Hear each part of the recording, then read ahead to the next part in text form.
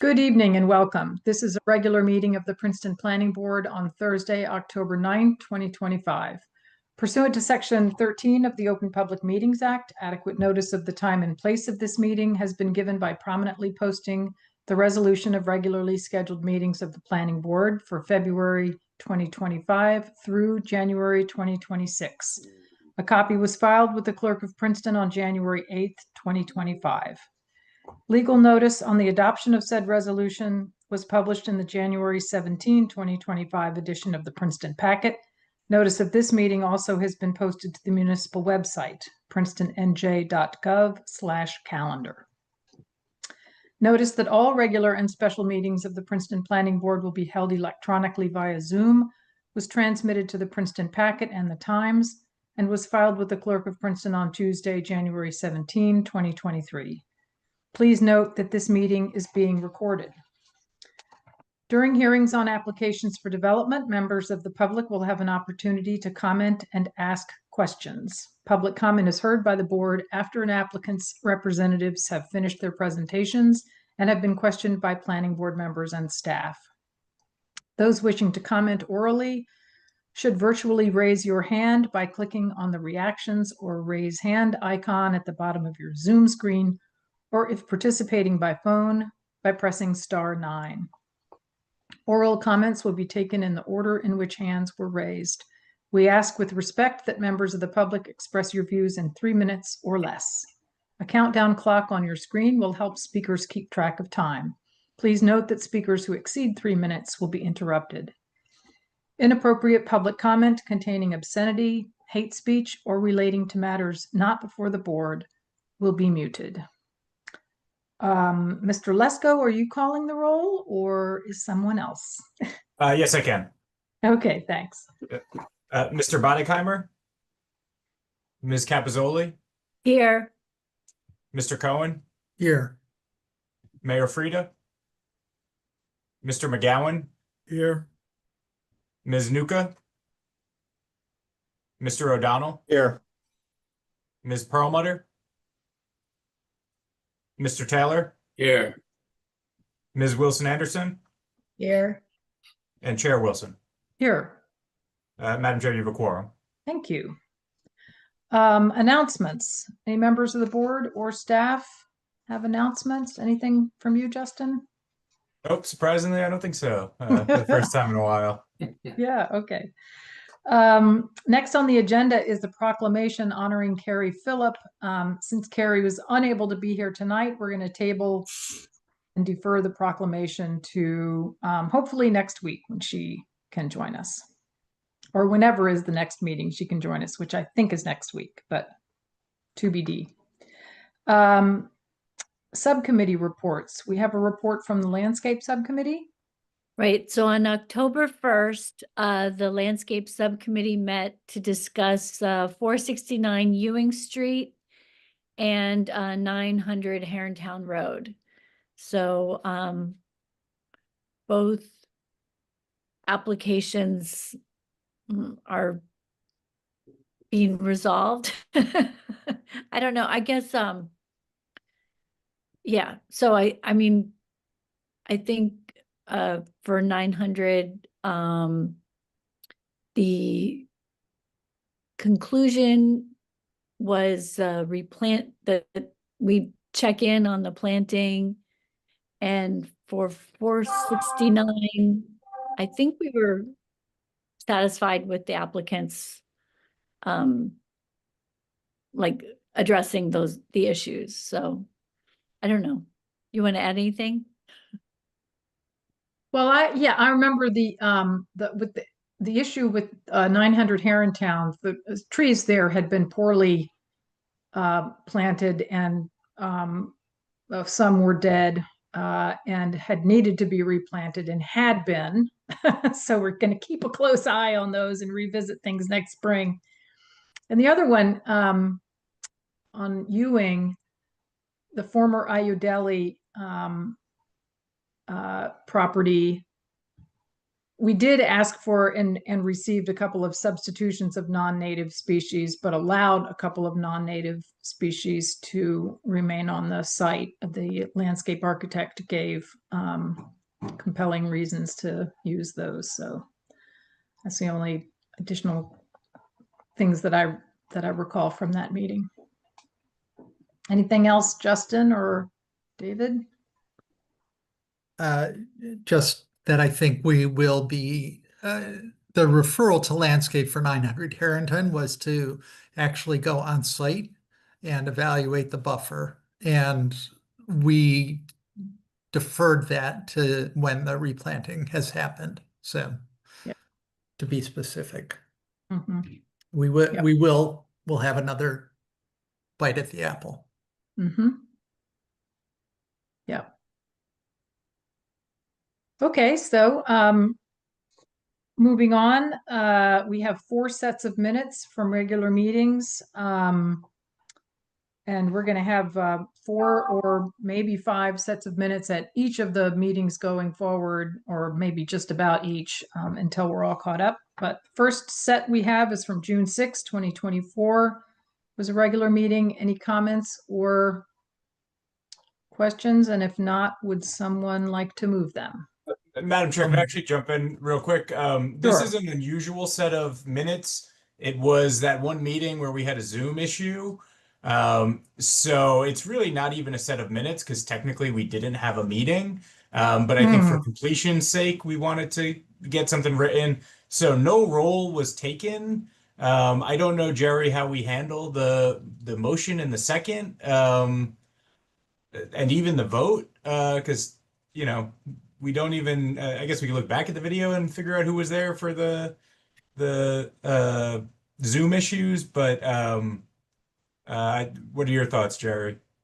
Well, if there's anybody in the board who could volunteer that they were there and vote, yeah, Julie, I was there, definitely. and move to approve the minutes. I moved to approve, yeah. And Alvin, I saw you raise your hand. You're sure you were there too, and you're seconding? Sure. Okay.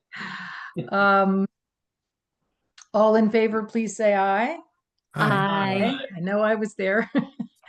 Any abstentions? I guess those who know for sure they weren't there. Okay. Or any no's, I'm sorry, because the abstentions can be figured out based on who we know was there from the video. Okay. Although you said you didn't do, I'm going to stop talking now. They're adopted. The next set of minutes is from September 5th, 2024. Any questions, edits, comments? And if not, would someone like to move them? I'll move to approve them. Thank you. Moved by Ms. Capizoli, seconded by Mr. Taylor. Okay, all in favor, please say aye. Aye. Aye. Any opposed? Okay. Next set is from September 19, 2024. Mr. Foote. You're on mute. There we go. Okay. So just a correction on this one that was pointed out to us by Mr. Cohen. On page 2 under B, estate tour, the Kyler Road was misspelled Kyler. That will be corrected to the correct spelling Cuyler. Thank you. You're And welcome. thanks, sharp eyes, David. So with that, did we have a motion and second on this? I don't think we did yet. I'll Would move. someone like to move those? Thanks, Mr. McGowan, seconded by Mr. Cohen. All in favor, say aye. Aye. Aye. Any opposed? Okay. And then we have the minutes from January 9, 2025. Any questions, edits? I'll move. You, Mr. O'Donnell, and is there a second? I'm actually seeing Mr. O'Donnell is absent for that. Oh, I one. was absent that day. Okay. Oh. Yeah. Thank you. Yeah, I was Um, absent too. Is it okay if I Make a motion? Yes, I believe that it is. I was there. Yes. And thank you, Mr. Taylor, seconding. All in favor, please say aye. Aye. Any opposed? Okay, thank you. Next up, we have an application from the trustees of Princeton University. This is the preliminary and final major site plan with variances for the Quantum Institute at Fitz-Randolph Road and Ivy Lane / Western Way. This is block 50.01, lot 18.01, and it's file number P2525-605P. Jerry, can you speak to notice and jurisdiction? Notice is proper and the board has jurisdiction. Excellent, thank you.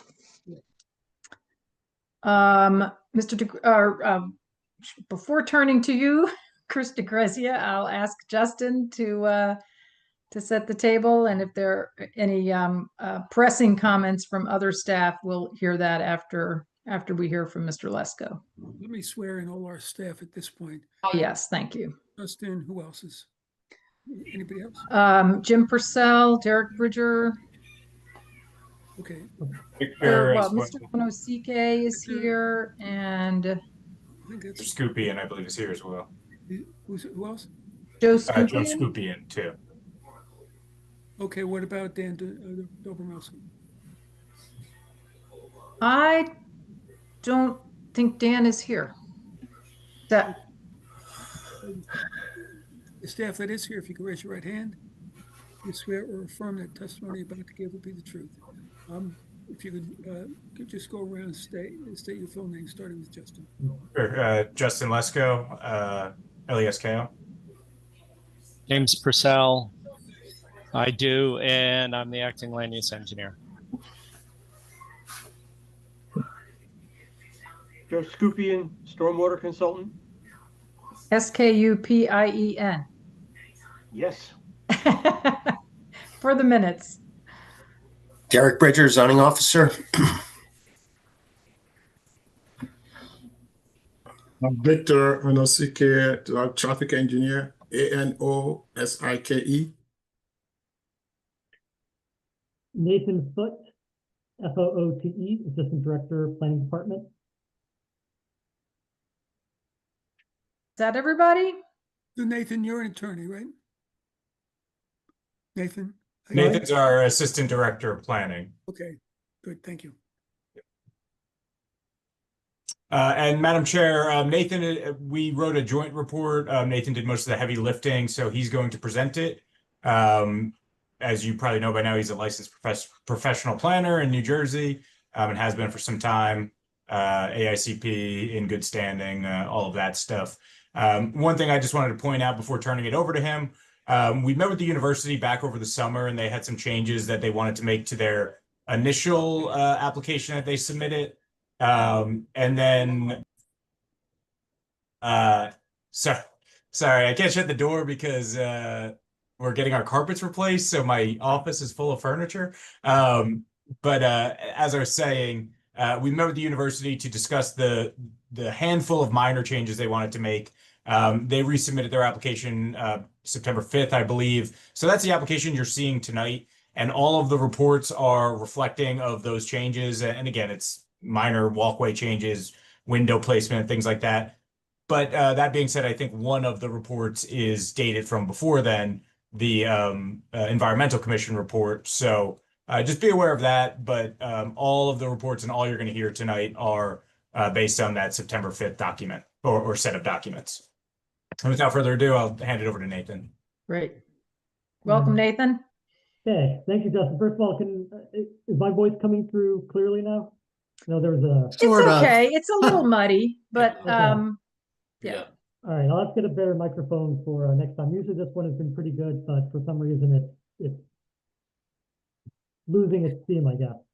So I'll just try to speak up throughout this presentation, and then if I have to drop in any additional comments later in the session. Yeah, so as Justin noted, my name is Nathan Foote. I'm the new assistant director for the planning department, and just get situated here. What What's going to follow is largely found in the memo written by myself and Justin, dated October 3rd, 2025. Justin will provide additional background and comments as needed as we go through the presentation and as we go through the rest of the evening.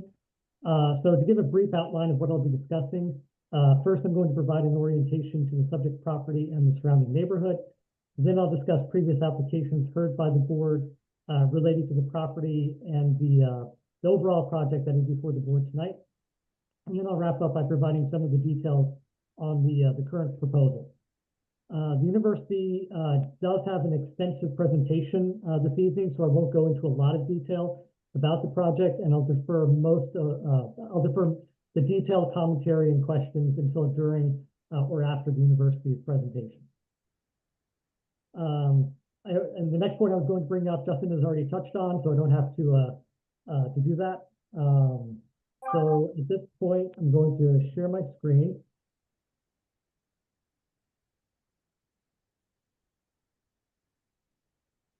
All right, is that shared now? Yes. Okay. Around again. Okay. So this is an overhead image of the subject property and the surrounding area from the New Jersey Parcel Explorer website created by Rowan University. And Jerry, I guess we'll mark this as Exhibit PB1. Yep, that'd be fine.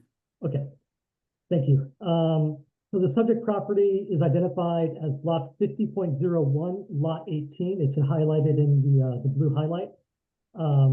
It is located in the E1 educational zone of the former township. And zoning wise, just north of this is the E2 education zone of the former borough. And then to the northeast is the R2 zone of the former borough.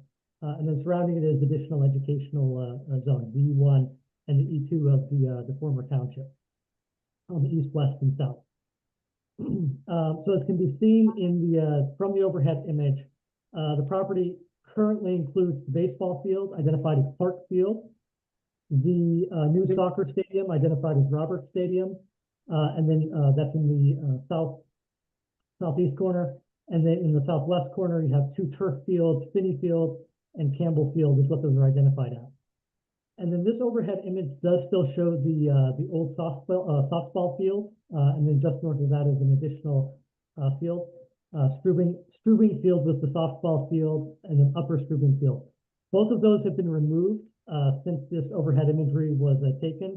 So that's been within the last year that those fields have been removed. And I'll get to why that's the case in a couple of minutes. Then surrounding the property to the east, we have Fitz-Randolph Road. To the north, we have Western Way, what was formerly known as Ivy Lane. And then to the west and south, we have Garage Drive, Stadium Drive. When I zoom in on this map, you'll see it identified as Garage Drive, but in the application materials, it's been identified as Stadium Drive. So that's what I'll be referring to it as from here on out. The surrounding uses to the north and east, we have residential uses. Just west, we have a university building that looks to be academic office type building. To the south of that, we have the University Now Day Nursery, the child care building. South of that, we have the Tiger utility facility. And then to the south of the subject property, we have Stadium Drive Garage, several athletic fields and buildings, including Jadwin Gymnasium, which I'm just pointing out because it is involved in the trash and recycling plans that we have in the application materials. That's the only reason that I'm bringing that up specifically. And then to the west of the property, there is Princeton Stadium, which is a football stadium, and Weaver Stadium, which is for track and field events. And then further out from that, we have additional university uses, we have additional residential uses, we have Stony Brook and Carnegie Lake, and other university uses to the west as well. So now turning to the previous applications, and at this point I'll just zoom in a little bit to the site. The board has previously heard two applications related to the northern half of the subject property, the area occupied in this image by the baseball field to the west and the softball field to the east. On February 14th, 2024, the university presented a concept plan to the board for a multi-phase project. During that hearing, the university's professionals indicated that phase one of that multi-phase project involved the demolition of the sports field and the installation of a geo-exchange field.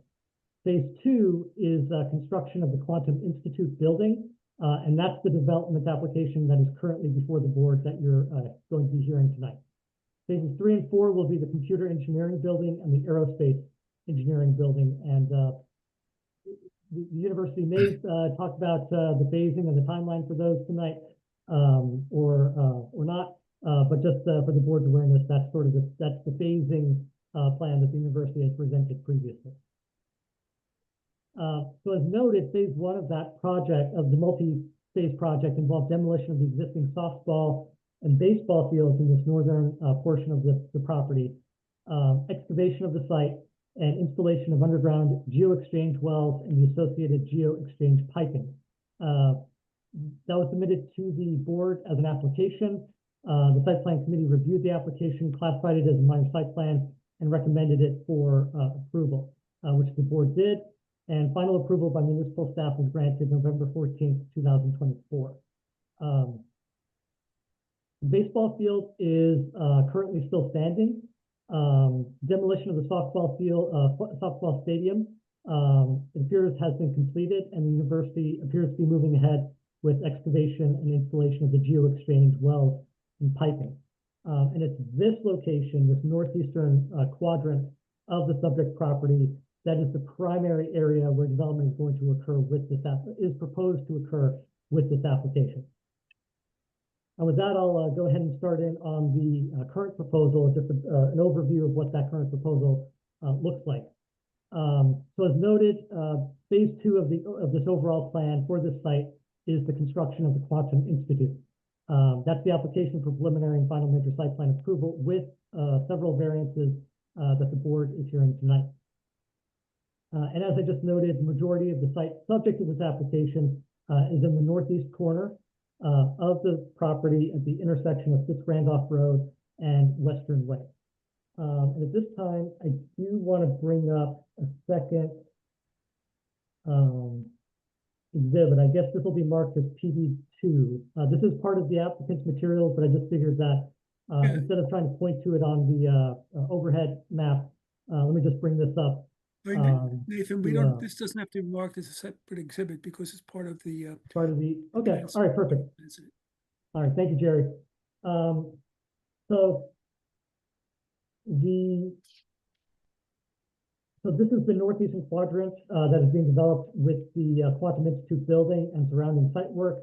And then to the south is this access drive that snakes down, follows the path between the current baseball field and those turf fields to the south over to Stadium Drive, and then kind of hooks to the south and just to the northeast of the track and field stadium. The university is proposing a generator yard. There's an existing generator there. They're going to be adding several pieces of equipment there, enclosing that with the existing generator and calling that making that into a single generator yard. So the applicant, the university proposes to construct a 225,000 gross square foot 5-story building. According to the university, the building will provide, quote, high performance research laboratories ranging from dry labs, electronics, to wet labs for chemistry, a 15,000 square foot clean room, teaching spaces, office and collaboration space, and a 200-person auditorium. The application materials indicate an expected construction completion date of 2029 with a full occupancy target date of 2042. The application materials also note that at full capacity, the building population will be 656 people. I've noted before that there are variances required. Specifically, there are 3 that have been identified and requested by the university. I'll get to those in a moment. The primary facade material proposed is face brick of various textures and colors. corrugated aluminum panels, curtain walls, tapered awnings, mechanical louvers, anodized aluminum cladding, and vegetation trellis are also proposed as accents or secondary materials.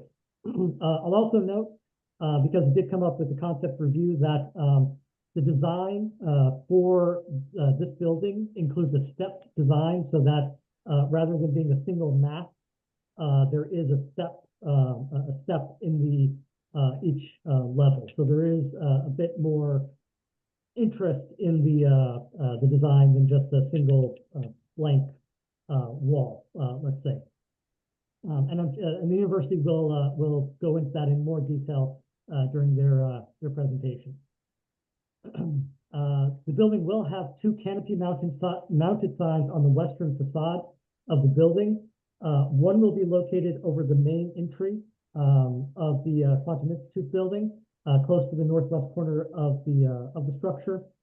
And then the second sign is proposed at a second entry to the south of the main entry, so over down in this section of the building. All three of the wayfinding signs are also proposed. All three required variances are related to the sign. One is for the number of signs on the western facade. The second variance is for the size of the the main entry canopy mounted sign, and the third is for the size of the wayfinding sign. The university proposes extensive site work as well. Pedestrian walkways are proposed to the east, the east, the west, the north, and to the south there is that access drive that is there is a shared component where there is a pedestrian pathway to the south as well. There's also a restricted drive to the north with two ingress and egress points from western west. There's a courtyard to the east, and there's also a pad for artwork. There's a pad for artwork to the northwest of the building. The university is also proposing tables, chairs, benches, and trash cans along pedestrian paths and in the courtyard. A total of 88 bike racks are proposed, mostly to the west and to the southwest of the building. So really along this main north-south pedestrian corridor to the west of the building. Fire truck access to the building is provided via the restricted drives to the north and south. The university proposes extensive landscaping for the project. A total of 22 trees are being protected, 15 along Western Way and Fitzrandolph Road, and 7 near the northeast corner of Weaver Stadium, where that generator yard is going to be located. The plans indicate at least 46 trees to be removed, and according to the plan, 45 replacement trees are required, with a total of at least 146 trees being planted. Plans indicate 21 of those replacement trees, or those trees being planted, will be smaller than 2.5 inches caliper, and 125 will be 2.5 inches caliper or greater. Proposed landscaping provides large amounts of new plantings between the Quantum Institute building and Fitzrandolph Road. So in this section here, there's a lot of new plantings proposed, and a significant amount, but less than along that frontage to the north between Western Way and the building. Landscaping is also provided along the pedestrian path. The plans indicate 370 shrubs and 84 vines of various species, along with copious ground cover, both at ground level, on the green roofs, and also in sunken gardens that I believe the university is going to discuss during their presentation. Ground cover plantings include rain garden mixes to the south and east of the building, and there are 6 bioretention basins around the building, mostly to the east and south of the structure. And with that, I'll stop sharing, and that ends the summary of the application.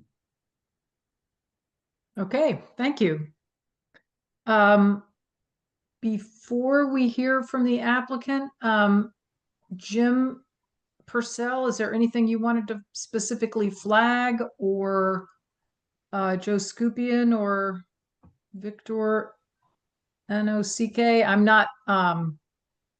I'm not asking to take longer. I just want to make sure there's not, nothing that you feel urgently the board should hear from you before we hear from the applicant.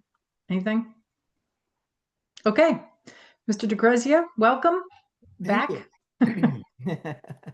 Thank you very much. Swear in your team. Yes, I guess we could start with that, or maybe for the record, I'll just state my name, Christopher DeGrazia from the law firm of Fagery, Drinker, Biddle, and Reith. Thank you, Nathan, for that summary. You pretty much covered most of this stuff that I wanted to to introduce, but thank you for that introduction. As Nathan mentioned, we have taken a few steps to get here this evening. In early 24, Princeton University shared with the planning board and the community a concept plan for this project site. After that, we got approval for GeoExchange wells, and essentially this allowed us to use this project site for two purposes: a university educational purpose, and also for allowing us to move forward on the university's carbon neutrality goal. We also constructed a temporary sound barrier on the edge to protect the neighborhood during the drilling. And prior to all these actions, there were also some additional steps. We had lined up through some site plan applications some necessary infrastructure to put it in place. For example, the Stadium Drive parking garage, it was East Campus Garage at that time. That was developed with extra capacity for additional growth. So we had an additional 351 spaces added to the garage when it was developed. And at that time, and through some of the applications that followed, we put in some circulation improvements, such as Stadium Drive and what we now call Chrysalis Drive, going up to Prospect. Those have been put in place to anticipate growth. So there's been a lot of planning that has gotten us to this moment this evening, which of course is the preliminary and final major site plan application for Quantum Institute. As mentioned, Quantum Institute is a 225,000 square foot building with state-of-the-art teaching and research facilities. The site plan that you're about to see this evening is fully conforming. So we meet all the books requirements, use standards, and ordinance requirements. We do have some sign variances, and they were outlined, and we'll get into the details in a little bit. We've put together a very detailed presentation, about 91 slides, and we have a number of experts. So unless there's any specific questions, Madam Chair, we could have our witnesses sworn in. Sounds like a plan. Thank you. Yep. Go ahead, Mr. Mueller. You'll raise your right hand. Do you swear or affirm that testimony you're about to give will be the truth? I do. I do. I do. I do. So sworn or affirm. Could you go around, state your full name, spell your last name? Ron, do you want to start off? I'll start. Ron McCoy, University Architect, MCCOY. Stone, can you do yours? Sure. My name is Stone Bishop, BESSHO. Sam. Sam Ruzicki, ROZYCKI. Sandra. Sandra Brock, BROCK. Robin. Robin Izzo, IZZO. Christiane. Christiane Pichard, PESCHARD. Sorry about that. Kevin. Kevin Cregan, CREEGAN. Did I miss anybody? Joe. Oh, Joe. Yeah. Sorry. Joseph Horesco, HORESCO. And Stuart. Jeff. Stuart Gordon. Yes, this is Stuart Gordon, GORDON. And Jeffrey. Jeff Puleo. Jeff Puleo, PULEO. Christopher, there are several other names in the attendees list that sometimes are panelists for you all. Is there anyone else you'd like us to pull over at this time? Not at this time. I think we could pull them in if there's a very specific questions where they have an expertise. I think we have who we need at the moment. Okay. We didn't have enough.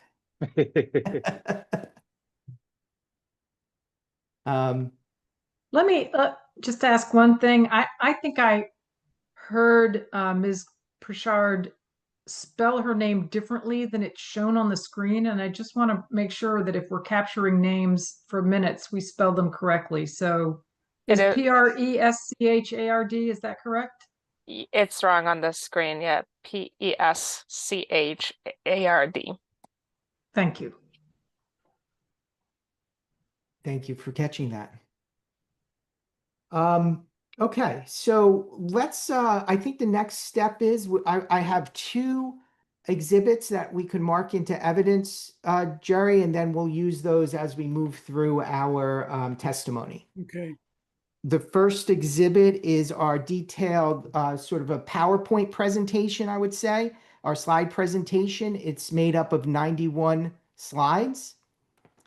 And we have a response letter that my office put together responding to the review reports, and that's about a 25-page document. So that would be applicant exhibit A1 and A2.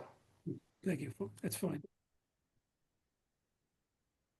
And our first witness is Ron McCoy, university architect. He's been before the board many times. He's a licensed architect in New Jersey. Ron, you have been already sworn in. I guess I would also like him qualified as a licensed architect to the extent he provides any architectural testimony. Okay. Sure. Ron, would you give us a very brief overview of your education and qualifications? As Christopher said, I'm a licensed architect in New Jersey and several other states. I'm a graduate of Princeton University. I was the chair and director of School of Architecture at Arizona State University. I'm a fellow in the AIA. We accept your qualifications. Thanks, Mr. McCoy. Thank you very much.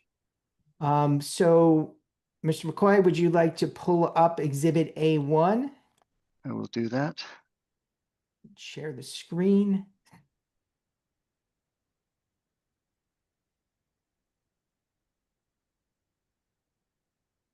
I must say, after those introductions, there's nothing left to say, but I did put together 91 slides, so maybe we should do it. 1 sec. All right, ready? Ready. Okay, so we will, as Mr. Muller will remind us in a minute, we will identify each slide as we go through it. We'll do our best to do that. This is slide 1. I will be joined by some of our consultants to talk about landscape, stormwater, acoustics, and traffic. And they will be sworn in as we go through the presentation. As we go through the presentation, we will try to identify responses to questions we received in staff reports. So we'll do our best to tie those together to make everything as efficient as possible. Thank you. This is the agenda we'll go through. We'll talk a little bit about the 2026 campus plan, which is the guiding document for this generation of development. Talk a bit about the program, more specifically about the context. Talk about stormwater and sustainability, exterior materials, acoustics, parking, and the variance requests that Christopher noted. So the 2026 campus plan, this is slide 3. This is slide 4. The 2026 campus plan is importantly, it's not a roadmap of what we will do. It's a guiding document that gives us optionality and scenarios for flexibility. This shows the area to the east of Washington Road. The more specific buildings, rectangular buildings on the north side of the Ivy Lane and Western Way, were a test fit of the capacity of those sites to handle the programs that we imagined to be built for environmental studies in the School of Engineering. South of Ivy Lane, you see, and in other parts of the drawing, you see a kind of a yellow mask. Those areas were anticipated to be developed within the next 30 years for future buildings and for many times for opportunities that were unknown at the time that we developed the 2026 campus plan. And quantum is exactly one of those opportunities. We did not have quantum on our radar when we developed the 2026 campus plan, but we knew that we needed expansion area around this new neighborhood for engineering for research that would emerge and take advantage of the synergies next to engineering. And that's what we see here with the Quantum Institute. On the left-hand side of the slide, you see some of the guiding principles from the 2026 campus plan that talk about creating an integrated environment for teaching, living, and learning, enhancing the distinctive sense of place of the Princeton campus, creating supportive and welcoming spaces, thoughtful approaches to sustainability, and to serve the communities that extend beyond the boundaries of the campus. And this being an edge condition, we took that very seriously as we designed the eastern edge of the campus of the project adjacent to Fitz-Randolph.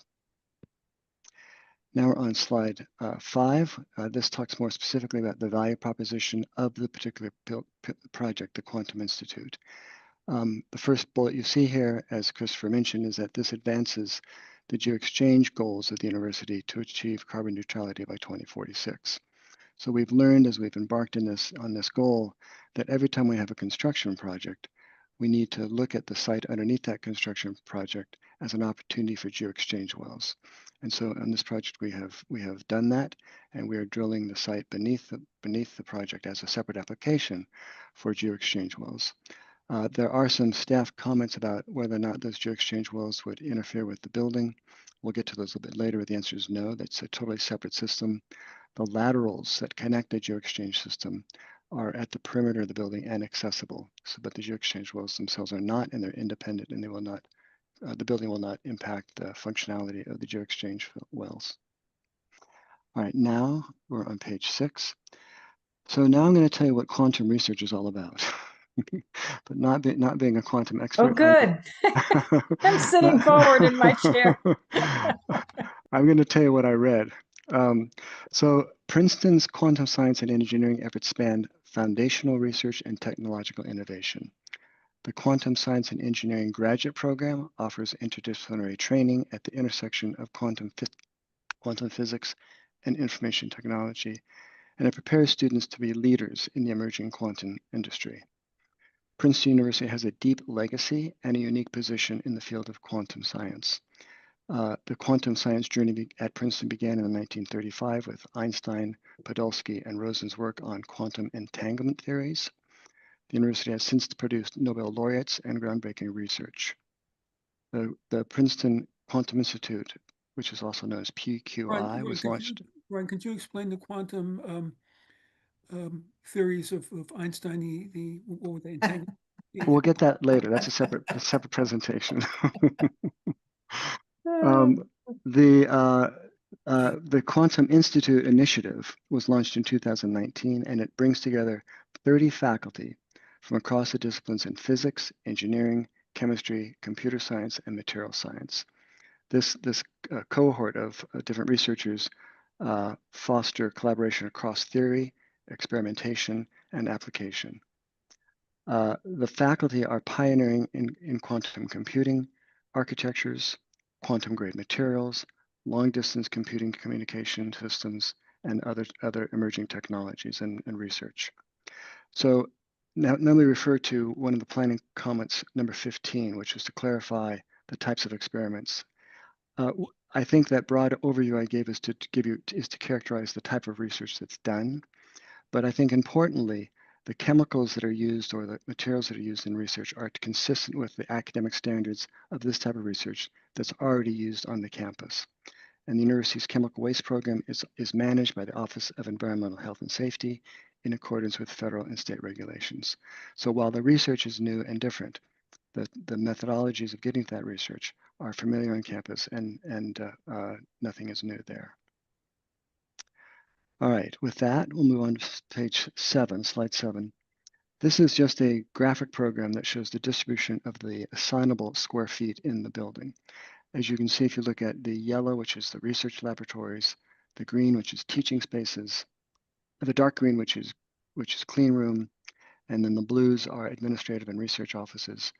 That's what this project is about. There is some small meeting space, there's a lecture room, an event space, and some building support in the assignable square foot. So it's, as Christopher said, the building is 225,000 gross square feet, and the assignable program is 116,500 square feet. Now on slide 8 is a transition slide. We're going to talk about the context and campus planning principles. So slide 9, this gives a more detailed location of the site at the corner of Fitzrandolph and Ivy Lane. What was labeled as the east-west connector on the same yellow line as Ivy Lane, that's what we called it in the campus plan. And then you see the north-south drive, which north of Ivy Lane is called Crystalline Drive. That's a new name drive that we've just launched. And south of it is the Northwest Campus Walk. Those are the primary connections to the rest of the campus. And as we go forward, I'll talk about some of the other connecting pathways in the campus. And then you see around here the new project for environmental studies, Burger Hall and Seas to the north of Ivy Lane. You see Roberts Stadium, Finney Campbell, and other athletic fields to the south and to the west. And most importantly, the parking garage at the far southeast corner of the site, which serves the entire university parking system, which feeds also into this particular project. Slide 9 is a more detailed, granular look at the campus connectors. Until recently on this site, we had a temporary softball field, but you'll see here also the introduction of this pathway that connects Stadium Drive across to the east and to Fitzrandolph. We will talk about that as we go ahead. This is slide 10. The Ivy Lane is a shared street, and it connects the neighborhood to the west of Stadium Drive. Let me talk a little bit about the comments related to the concept plan. In the concept plan, it's true that we had imagined the Ivy Lane as it's developed over time to continue the shared shoulders that run along the side of the street between Stadium Drive and Fitzrandolph Road. We're not doing that at this time because we know we have future construction ahead of us, and so that street will be destroyed with the future construction. So when those future projects are complete, that's when we will complete the shared shoulders along the complete street, which is Ivy Lane. I think I just want to say that the north-south connector is a pedestrian walkway that connects down to Faculty Road. All right, now we're on slide 11. This one talks about the vehicular circulation in this area of campus. And as you can see, around the site, the vehicular access only goes on the connecting road between Stadium Drive and Fitzrandolph Road. We call that a campus walk.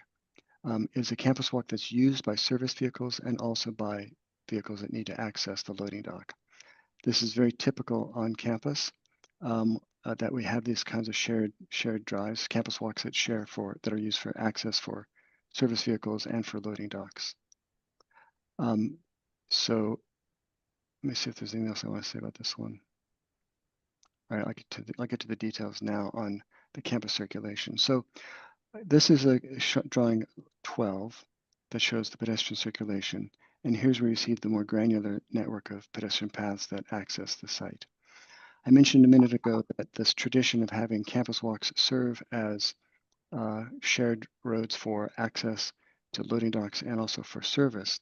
We have those commonly on campus. We have them at Goheen Walk. We have them on the walk between Icon and Lewis Thomas Laboratory. We have them accessing Whitman College. We have them on the east side of the new residential colleges. We have them on McCosh Walk in the center of the campus. Traffic on those roads it must yield to pedestrians, so pedestrians and bikes have the right of way. This addresses the comments that are made in the planning board comment number 4. I'm sorry, that just addresses a general comment about the kind of use of that road. However, planning board comment number 4 asks to clarify the overall project is designed for 1,184 individuals and how they'll arrive to the building. They will arrive to the building. Yes, it's sized for that 1,184 occupants, and they will arrive to the building via this network of pedestrian pathways. They will park on campus as in the overall system that TPS, Transportation and Parking Services, manages, most likely in the new stadium garage, and they will use the pedestrian pathways to get to the building. There's no parking at the building. All right, now slide 13. I'm going to use this slide to talk a bit more about several aspects of the questions we received and comments we received in the planning reports, in the staff reports. So planning comment number 2 asks us to confirm the phasing and provide a timeline for future phases and the scales and dimensions of future buildings, and to clarify the western portion of the site, how it will be developed while awaiting those future buildings. So let me address that one first and say that the concept plan was a long-term vision. We do not have any specific target dates for the constructions of those facilities. We presented the concept plan in order to demonstrate that we're thinking about this building in the context of what we know will be future campus development, but we have never put a time scale on that future campus development. And so whether it's a year or 10 years, the site to the west of the Quantum Institute will be a temporary meadow and will be used for future academic buildings when we decide to launch those academic buildings. I'm also going to use this slide because it shows a bit of the floor plan to address planning comment number 5, which asks us to clarify the proposed classroom functions of the building. And it asks, will the labs on level A be used for lab classes or only for research? And will the auditorium on level 1 be used for undergraduate classes? So the response to that question, comment number 5, is that the laboratories on level A are not used for classes. There is, on this level, the main entrance level 1, one classroom for student research, for student classes, a laboratory here, just to the eastern side of the building, right opposite the main entrance to the building. And level A is all research space. The auditorium on level 1, immediately to the south of the entrance, will be used for classrooms by the registrar and also for events that support the Quantum Institute. There was also, I think I'll use this slide also because it's the most detailed slide that talks about the generator location. There was a comment from the Zoning Engineering Special Features report, comment number 1, asked us to address information about the location of the generator to be it's a new generator in an enlarged yard. So there's a current generator there. We're increasing the size of the yard to accommodate a new generator. And as was described, it's within the boundaries of the site plan that we've submitted. So it's not outside the site plan boundaries of the project. All right, now on slide 14, we've gone up a level and we're showing the second floor of the Quantum Institute. Now at the second floor, the terracing of the building begins to become more evident as it steps away from the eastern side of the site where Fitz-Randolph is. You'll see the footprint of the second floor is stepped away further from Fitz-Randolph, and the space between the footprint of level 2 and level 1 is used for green roofs. So, and the landscape to the east of the building, between the building and Fitz-Randolph, we see as a kind of shared landscape amenity. Stone will talk about this when he talks about the landscape, a bit like Betsy Stockton Garden, which is a garden. So this is a public amenity that the neighbors can use, faculty and staff and students can use, and it brings people together in the landscape. So that's all part of a buffer that's related to zoning setbacks at the east side of Fitz-Randolph. All right, now slide 15. I do want to point out there's one change in this slide from what we submitted, I think yesterday or today. We've added an arrow here at this east-west campus walk, at the west end of the east-west campus walk. We've added an arrow just for clarification. That's important because this east-west campus walk is two-directional for 95% of the uses. Only the large trucks that come about once a week, which cannot turn around in this loading dock, will head out to the east of the site and will exit through a controlled gate, and it will make a right-hand turn only on that when they hit Fitzrandolph Road. But service vehicles, small carts, and box trucks will be going both ways along that east-west campus walk, just as they do on the many campus walks that I mentioned on campus.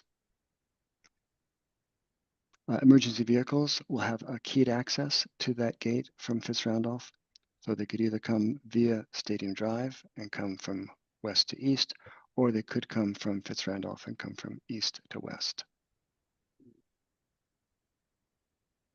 Now I'm going to slide 16. This talks again about pedestrian circulation, and let me get to the comments here. We were asked to address pedestrian safety in the planning and engineering pedestrian safety comment number 1. Pedestrian safety is, as it is on the rest of the campus, handled with these shared pathways at east-west, the campus walks that we have. They are sized in this new project at 12 feet or 8 feet typically to accommodate the kind of traffic or 22 feet for the major one. East-west campus walk is 22 feet wide. So these are sized to accommodate the kinds of traffic that we anticipate there'll be on them, and they provide the shared use paths and are safe throughout the campus. I'll also point on the slide we'll talk a little bit about it later, but the drop of topography, because you'll see the elevations are shown here on this drawing. There is more than a 16-foot drop in the topography from the northern side of the building to the southern side of the building. You'll see here a 12-foot drop in the finished floor elevations between the south entrance and the main entrance. Slide 17 here talks about bicycle circulation. As with the rest of the campus, the bikes and pedestrians will share the campus walks. As I just mentioned, the widths of the pathways are sized appropriate for this multimodal usage. We have 88 bike parking racks are provided that accommodate 176 bikes on the site. They're, as was noted earlier by Mr. Foote, they're primarily located on the western side where we expect all the arrivals to be. The quantity of bikes is extrapolated from our campus experience with buildings that have similar programs, similar ratios of laboratories, offices, student populations, and also the distance from the heart of the campus. We know that the buildings that are further from the heart of the campus are going to have a bit more bicycle use than a building that's in the center of the campus. And we're satisfying our bike requirements pursuant to the requirements of Ordinance Section 10B-282.2D for institutions of higher education and learning. This is the applicable standard for this building since it's not a dormitory, and therefore interior bike parking, the distinction between long-term and short-term is not required, and covered bike parking is not required. So that addresses planning comment 24, which asks us to address the ordinance 10B-282.2C. And as I said, that applies to dormitories, but not to academic buildings. We will report the bicycle use in our annual report that we submit to the municipality, and we will mitigate any shortfalls in the numbers of spaces that are identified in this annual transportation, demand management, and parking report that we submit. And just, Ron, for informational purposes, the 2025 report was submitted earlier this week. And if you're taking a look at biking for the campus, you're looking at something like 6,105 spaces required. And the campus has 7,443. So we currently have a surplus of 854 spaces, just to give the board an idea. But it was reported earlier in this week, and that is available to review. Great, thanks. All right, now on slide 18, This addresses some of the comments I've already made about service and emergency access. It will be provided along that east-west campus walk at the southern side of the site. This is where we have widths of 22 feet using a 12-foot porous asphalt adjacent to a 10-foot wide grasscrete path. This is a strategy we've used at things like the new residential college, where we can provide footings for the outriggers of emergency vehicles along the pathway, but we can also plant grass and reduce the amount of impervious surface along that walkway. That will continue from Stadium Drive all the way to the Fitz-Randolph, and it'll bring vehicles to that loading dock, as I mentioned. And as I said, only the once a week longer trucks will need to go out through the eastern side. All other traffic will have to go out to the west to Stadium Drive. And that's obviously to prevent traffic from going into the neighborhood. And for those weekly trucks that do exit on Fitz-Randolph, they will be required to turn southbound or turn right on Fitz-Randolph.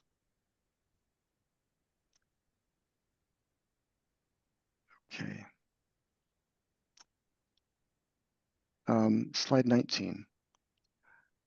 This is talks about site accessibility. As I mentioned a little while ago, there's a substantial slope across the site from north to south, about a little bit more than 16 feet. Thus, the main entrance at the west at 143 is a level above the entrance at the southwest corner of the site. And I should also use this drawing to indicate that a portion of the level B of level B below the building comes out to the perimeter of the building here. So that's all under a green roof. So that green roof that I mentioned that serves as a setback to Fitz-Randolph. Part of that area has the laboratories underneath it. The site is all the pathways on the site are fully accessible. There are indicated in orange here 2 areas on the west and 2 areas on the east that involve stairs and steps. But wherever there is a stair or step, there's a parallel or equivalent pathway for accessibility. So all the entrances at every corner and this exit here at the east side have accessible routes. On the east side, because of the stairs and the steep drop off to Fitz-Randolph, the pathways go to the north and connect to Ivy Lane. All right, slide 20. I'm going to transition to Stomu here, who will talk about the landscape, but I just want to use this slide to introduce the landscape strategy is to recognize the different zones of the campus, different placemaking opportunities of the campus. And as Stomu goes through his slides, he will address everything here. So Stomu, why don't you take it away? Just tell me when to change the slides. So Stone, you were already sworn in, but we need to get you qualified. Sure. So my name is Tom Bishop. I'm a licensed landscape architect and the director with field operations. We've been working on the multiple projects with Princeton University over the past 7 years. I have a Bachelor of Agriculture from University of Tokyo and the Master of Landscape Architecture from the University of Pennsylvania. I've been practicing landscape architecture over 19 years, and I'm registered in New Jersey and in Pennsylvania. And your New Jersey license is current? Yes. This Thank time. you. Thank We'd like you. to We present it. we accept your qualifications. Thank you. So this is slide 20. So as I mentioned, I will walk you through the places we are proposing around the building, including North-South Campus Walk, East-West Campus Walk, Woods, East Gardens, Structure Gardens, and Streetscape. Next. Slide 21.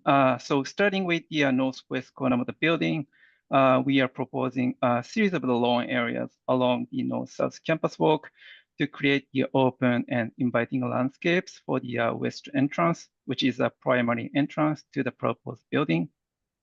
Next. Slide 22, showing the east-west sections cutting through this area. So as you can see in the sections, this area in front of the entrance overlooks the temporary meadow to the west. There will be a very open and gorgeous view to the meadow, although it's meant to be a temporary. Also, we are proposing a sunken garden to provide light and air to the building lower level, as well as be creating a small outdoor space, which I will discuss in details with the sections in a bit. Next, slide 23, showing the paving materials and the furnishings proposed for this area. The north-south campus walk and the plaza space in front of the entrance will be paved with the permeable unit paver for the stormwater management. And this paver is the campus standard, and it has been used at the Firestone Library and beyond GM, and is also going to be used at some other projects which are currently under construction. We are also providing a good number of bike racks near the entrance where the demand for the bike parking is high. 30 bike racks in total proposed for this entrance. And again, yes. again, each rack will accept two bikes, correct? That's correct. So 60 bike parking spaces for this area.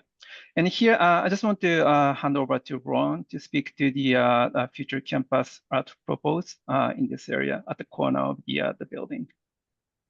Right, and Christopher, you may help us here. We have identified a hypothetical site for campus art. We have not selected that artwork, but we want to see if we can include it in the proposal in the application. And then, Christopher, I think our strategy is to request that the approval of the art be deferred to the landscape subcommittee later. Yeah, or municipal staff. Yeah. Basically, we put the foundation in as part of this project, anticipating art in that area. And the final location, and I guess the art, hopefully we could get that just reviewed administratively through with staff would be helpful. I'll leave that to the board to discuss, but if we have, no other landscape issues to take to the landscape subcommittee, I would think that's probably fine. But if we do go take things to the landscape subcommittee, then the art could be part of that. I certainly don't foresee any hitch. Okay, thank you. The next slide, 24, showing the planting proposed for this area. So as I mentioned, we have 3 lawn areas shown in light green, which are populated with the 3 Kentucky coffee trees to create the sense of threshold. The lawn areas are surrounded by the planting beds with trees, shrubs, and ground cover planting. And proposed tree species include redbud, dogwood, honey locust here. And the area west of the north-south campus walk shown in orange will be meadow as we discussed, which will be very similar to what we just planted at the Meadows campus in West Windsor. And lastly, 18-inch wide gravel strip will be installed in the planting beds all around the building to address the new fire code. Next, slide 25, the proposed shrub species, including the buckeye, the smoke tree, and the sumac. And the ground covers will be mainly grasses, along with some perennials as an accent. Next. Slide 26. So moving on to the southwest corner of the building, where there's another entrance, south entrance. We are proposing global multi-trunk trees to signify the corner. We are also proposing the bioretention basin at the southwest corner of the building. Next, slide 27. Paving materials proposed for this area, which are essentially same as the area in the north that I just discussed. We are also proposing a stair over the bioretention basin in order to make the access to the building from the bike parking area in the south easier. Yes, that's the south, the bike parking area. The next. Slide 28, showing the proposed furnishings. We are proposing to create a gathering space in front of the south entrance with 2 very unique benches shown in orange. One is straight, the other one is curved. And in a similar fashion to the west entrance, we are providing plenty of bike racks, 58 bike racks. That means 116 bike parking spaces in total for this entrance. So if I could just jump in here and point out the lectern wayfinding signage, which is shown in this diagram, this photograph here. And that's located right here because this will be a point of arrival for people who are coming either from the west or from the stadium garage. So as they approach the building, they'll have an opportunity to see one of our wayfinding signs that gives them orientation to the campus. And because that type of sign's not really contemplated by the municipal ordinance, we're requesting a variance for that sign. The similar sign is on the south, to the north rather. This is the south side of that path. As you follow up the walk on the slide before, I guess we showed it. There's another one of those proposed to kind of orient people to give them some information on where they are and how to get to where they want to go. Right. So next, slide 30. I think we're on 29. Sorry, this is 29. Sorry. Proposed planting. So multi-trunk river birch trees are proposed to create the grove, and the tulip poplar and katsura tree are proposed at the key location. And other proposed tree species include swamp white oak and yellow oak. And the planting beds are filled with shrubs and ground covers in the same way as the area in the north. Next, this is slide 30. Moving further south, so we are creating another small gathering space by reshaping the plaza that's been built for the Roberts Stadium.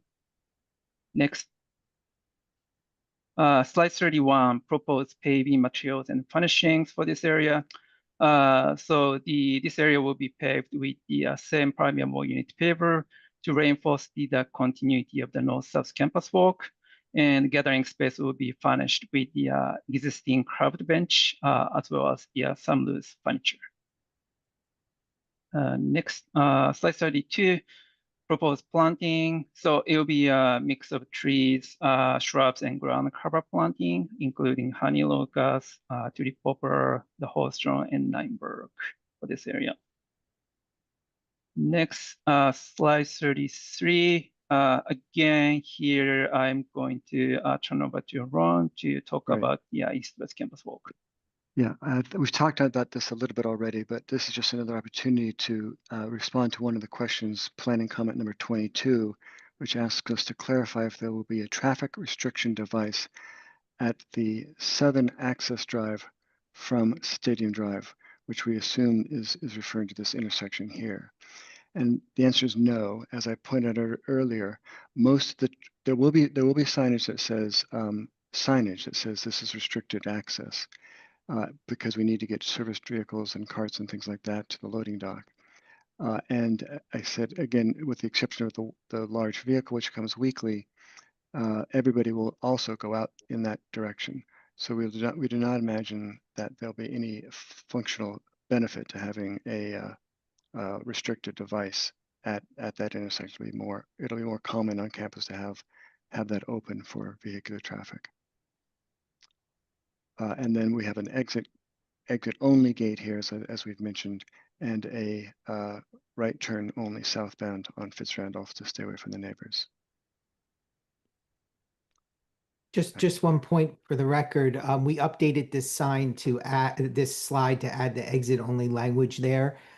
There's 4 slides that we've since updated since it was submitted and posted on the website. And this is the second one. Mr. McCoy already identified the first one, which was slide 15. We added the arrow. This one was also similarly updated. Thank you, Christopher. The next slide, 34, proposed paving materials and furnishings for the East-West Campus Walk. So the north half of the walk will be paved with the porous asphalt shown in blue, and the other half, the south half, will be paved with grasscrete shown in green. And as Ron mentioned, grasscrete is basically the concrete paving with voids, which can be filled with either grass or gravel. and we have used this material for a few projects on campus, and it's been very successful in reducing the scale of the hardscape.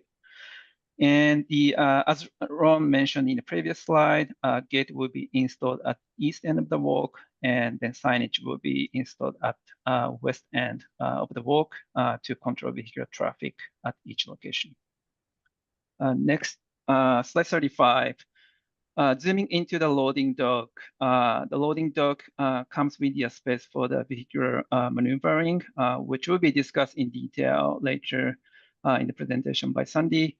You can also see the grass creek looks like, in the pictures in the upper left corner. Next, slide 36, showing the proposed planting along the east-west campus walk. So this walkway will be flanked by metal planting beds and bioretention basins. Next, slide 37, zooming into 3 bioretention basins located between the building and the east-west campus walk. As I previously mentioned, there will be 1 basin at the southwest corner of the building, and there will be 2 more bioretention basins at the southeast corner of the building with 2 different levels as shown in the section. These 2 basins are, more visible to the public, so they can bring a great opportunity to showcase what the university is doing for the stormwater management. Next, slide 38, proposed planting palette for the bioretention basins and some precedent images. So the basins will be heavily planted with a mix of trees, shrubs, and ground covers, like the ones in the images shown here. Next, slide 39. Right now, moving on to the east side of the building. This area actually contains various types of landscapes, including terrace, the courtyard, grove, and woods, along with the level changes. So it will be a very interesting space to be walked through, as well as to be looked at from the street level. The next slide 40, the slide is showing the east-west sections to illustrate the level changes in this area. So as you can see, the terrace, it's basically as Ron said, it's the green roofs and the terrace in front of the building is at a higher elevation than the street level. And there will be a terraced bioretention basins between these 2 spaces. Let me just point out, maybe it's clear in this section here, that this fuchsia colored line here is the roof of the building below, of the laboratories below. You see the green roof here, and then it terraces down to the Fitzrandolph Road and the walkway, sidewalk. Right. It's continuous, when you're on the ground, so you don't realize the building, the building underneath the garden. This is slide 41. 41. Proposed paving materials and furnishings. So the terrace and the courtyard will be paved with the same permeable unit paver and furnished with the benches and movable furniture. Lots of space to sit to enjoy the outdoor space. Next, slide 42, proposed planting. Again, this area will have various types of planting, including canopy trees, understory trees, and shrubs to create woods at the northeast corner of the site, flowering trees for the grove along the terrace bioretention basins, symbol tree for the courtyard at the southeast corner of the area. And by the way, this tree is the katsura tree, one of the non-native species we are specifying. And the bioretention basins will be densely planted with shrubs and ground covers. Next, slide 43. Now we are moving on to the places that are integrated into the building.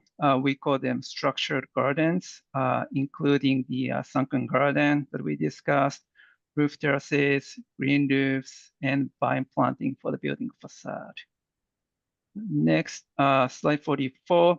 First, the sunken garden located just north of the west entrance. So this is a section cutting through the garden, and you can see space to occupy on the right-hand side, and 2 raised planting beds on the left-hand side, just on the upper level side. And these planting beds are meant to mitigate the scale of the tall wall between the upper level and the lower level. And the scheme shown here is what we had documented in the municipal submission. We recently changed the design a bit by lowering the 2 planting beds to address some maintenance concerns. So this is slide 45, the revised, the current scheme. As you can see, 2 beds were lowered for ease of the planting maintenance. But now we have small trees in the upper planter. So this configuration still should be able to mitigate the scale of the very tall wall. Next, slide 46. So proposed planting for the sunken garden. So, obviously this area will be heavily shaded. So we are specifying shade-around plants such as hornbeam, Christmas fern, maiden hair fern, and salmon seal.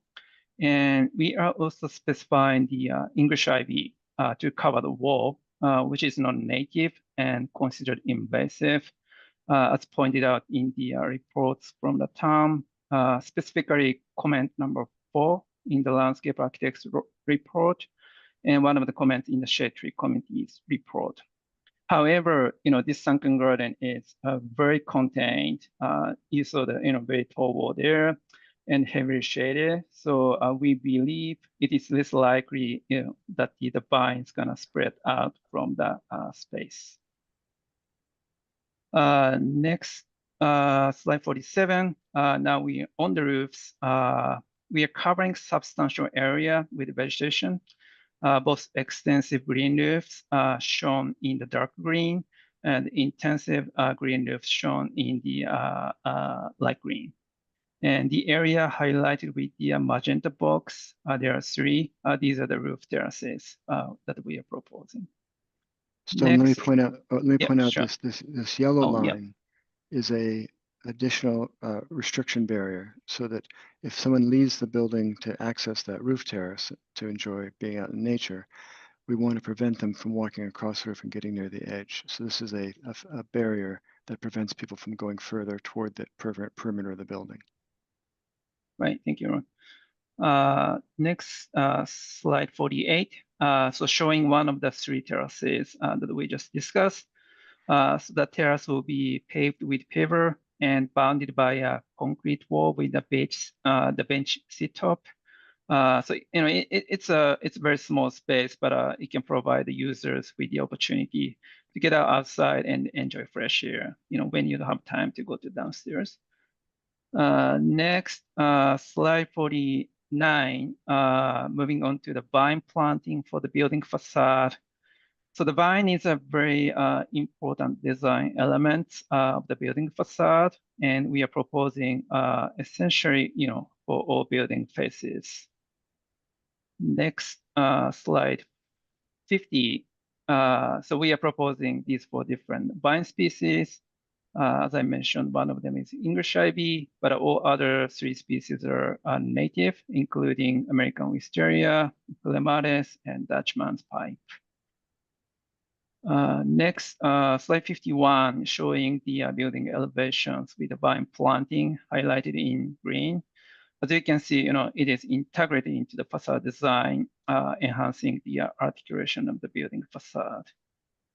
The next, slide 52. Now moving on to the streetscape on Ivy Lane in north and Fitzrandolph Road in the east. We are proposing to create landscapes with shade and seasonal interest. Next, slide 53, proposed paving materials and furnishings for the streetscape. So the fire lane north of the building will be paved with grasscrete, shown in green, and the sidewalk on the Ivy Lane will be a cast-in-place concrete, shown in orange. This is the continuation of the sidewalk in the west. And then the sidewalk on the Fitzrandolph will be the porous asphalt, shown in blue. And the bollards are proposed at each curb cut on Ivy Lane to restrict the vehicular access to the fire lane. Next, slide 54. talks about the existing trees we are preserving. So they are large and mature, and we understand the board's landscape architect raised the concern about the preserving 2 Norway maples on Ivy Lane, since they are in fact the invasive species. That's comment number 2 in his report. So we recognize the concern, but would like to keep them because they can provide much needed shade for the pedestrian and also have some presence while the newly planted trees grow, which obviously takes some time. Next, slide 55, proposed tree planting. The proposed canopy trees are shown in dark green, and the proposed understory trees are in yellow. We have a few of them on the Ivy Lane, and then the existing trees are in light green.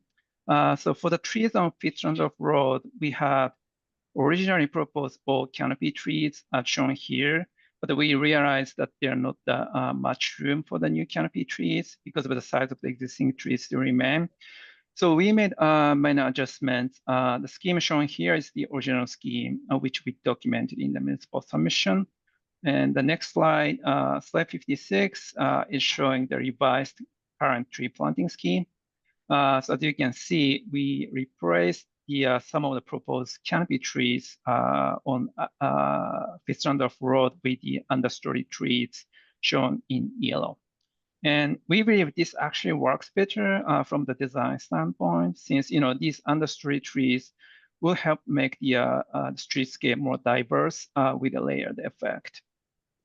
Next, slide 57. Going back to the zooming out to the overall site. And this slide is showing the tree removable plan.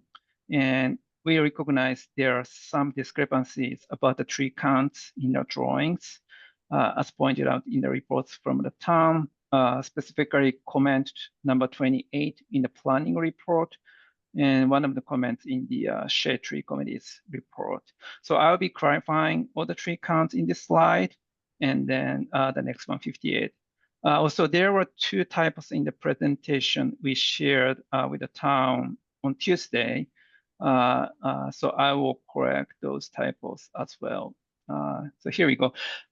So we are preserving 22 existing trees, not 24 as shown in the previously shared presentation, and removing the 48 trees. And 3 trees have been already removed because of their health conditions. And the 34, not 33, out of the 51 trees are larger than 8-inch DBH, which require tree replacement. And per the ordinance, 45 tree replacement is required for those 34 trees to be removed or that have been already removed. Next, sorry, can you go back to the one slide? Yes, 57, sorry. I also want to speak to the comment number 29 in the planning report regarding the existing tree protection outside of the limit of the work. So responding into the comment, yes, we will work with the town's arborists to make sure we protect existing trees that may be affected by construction activity, even if they are outside the limit of disturbance. Next, slide 58. Here's the proposed tree planting plan. So we are planting 150 trees, and 129 out of the 150 trees are larger than 2.5-inch caliber trees, which can be counted towards the tree replacement. And lastly, as I briefly mentioned, 2 out of the 129 trees are non-native species, which are the Katsura trees. And they are proposed at the primary location. And we understand the using non-native species was pointed out in the landscape architect's report, comment number 3, and the mentioned in the environmental commission's report. However, they are part of the important landscape design elements, so we would like to keep them in the design, given that we are planting much more than required by the ordinance. and the katsura trees are not technically considered invasive species. So this slide is also been updated, right, from the earlier Oh, slide yes, submitted? yes, that's the, yes. Okay. Two numbers were corrected in these two slides. All right, number 59, we're going to bring in Jeff. Jeff will there? need to get sworn in. Yes, you're sworn in. Can you tell us a little bit about your education and qualifications? Graduate of Roger Williams University, 1991. Been a registered architect for 29 years. I am registered in 5 states, and including New Jersey. I'm licensed and registered in the state of New Jersey. I'm a planning principal with HGA. Here to talk about this one plan. Thank you. We accept your qualifications. Thank you. I think the first thing I'd like to say is that the lighting plan proposed for Quantum building here is very consistent with the university standards and fixtures that you're accustomed to seeing around campus. The lighting fixture selection shown on the left are categorized in tiers of lighting for site and the building. The first selection of fixtures are the street lighting along Ivy Lane, and Randolph, to the east. And that's the pole leg that's labeled PX2, and the graphic on the plan is a little small to read, and that's 20 feet tall.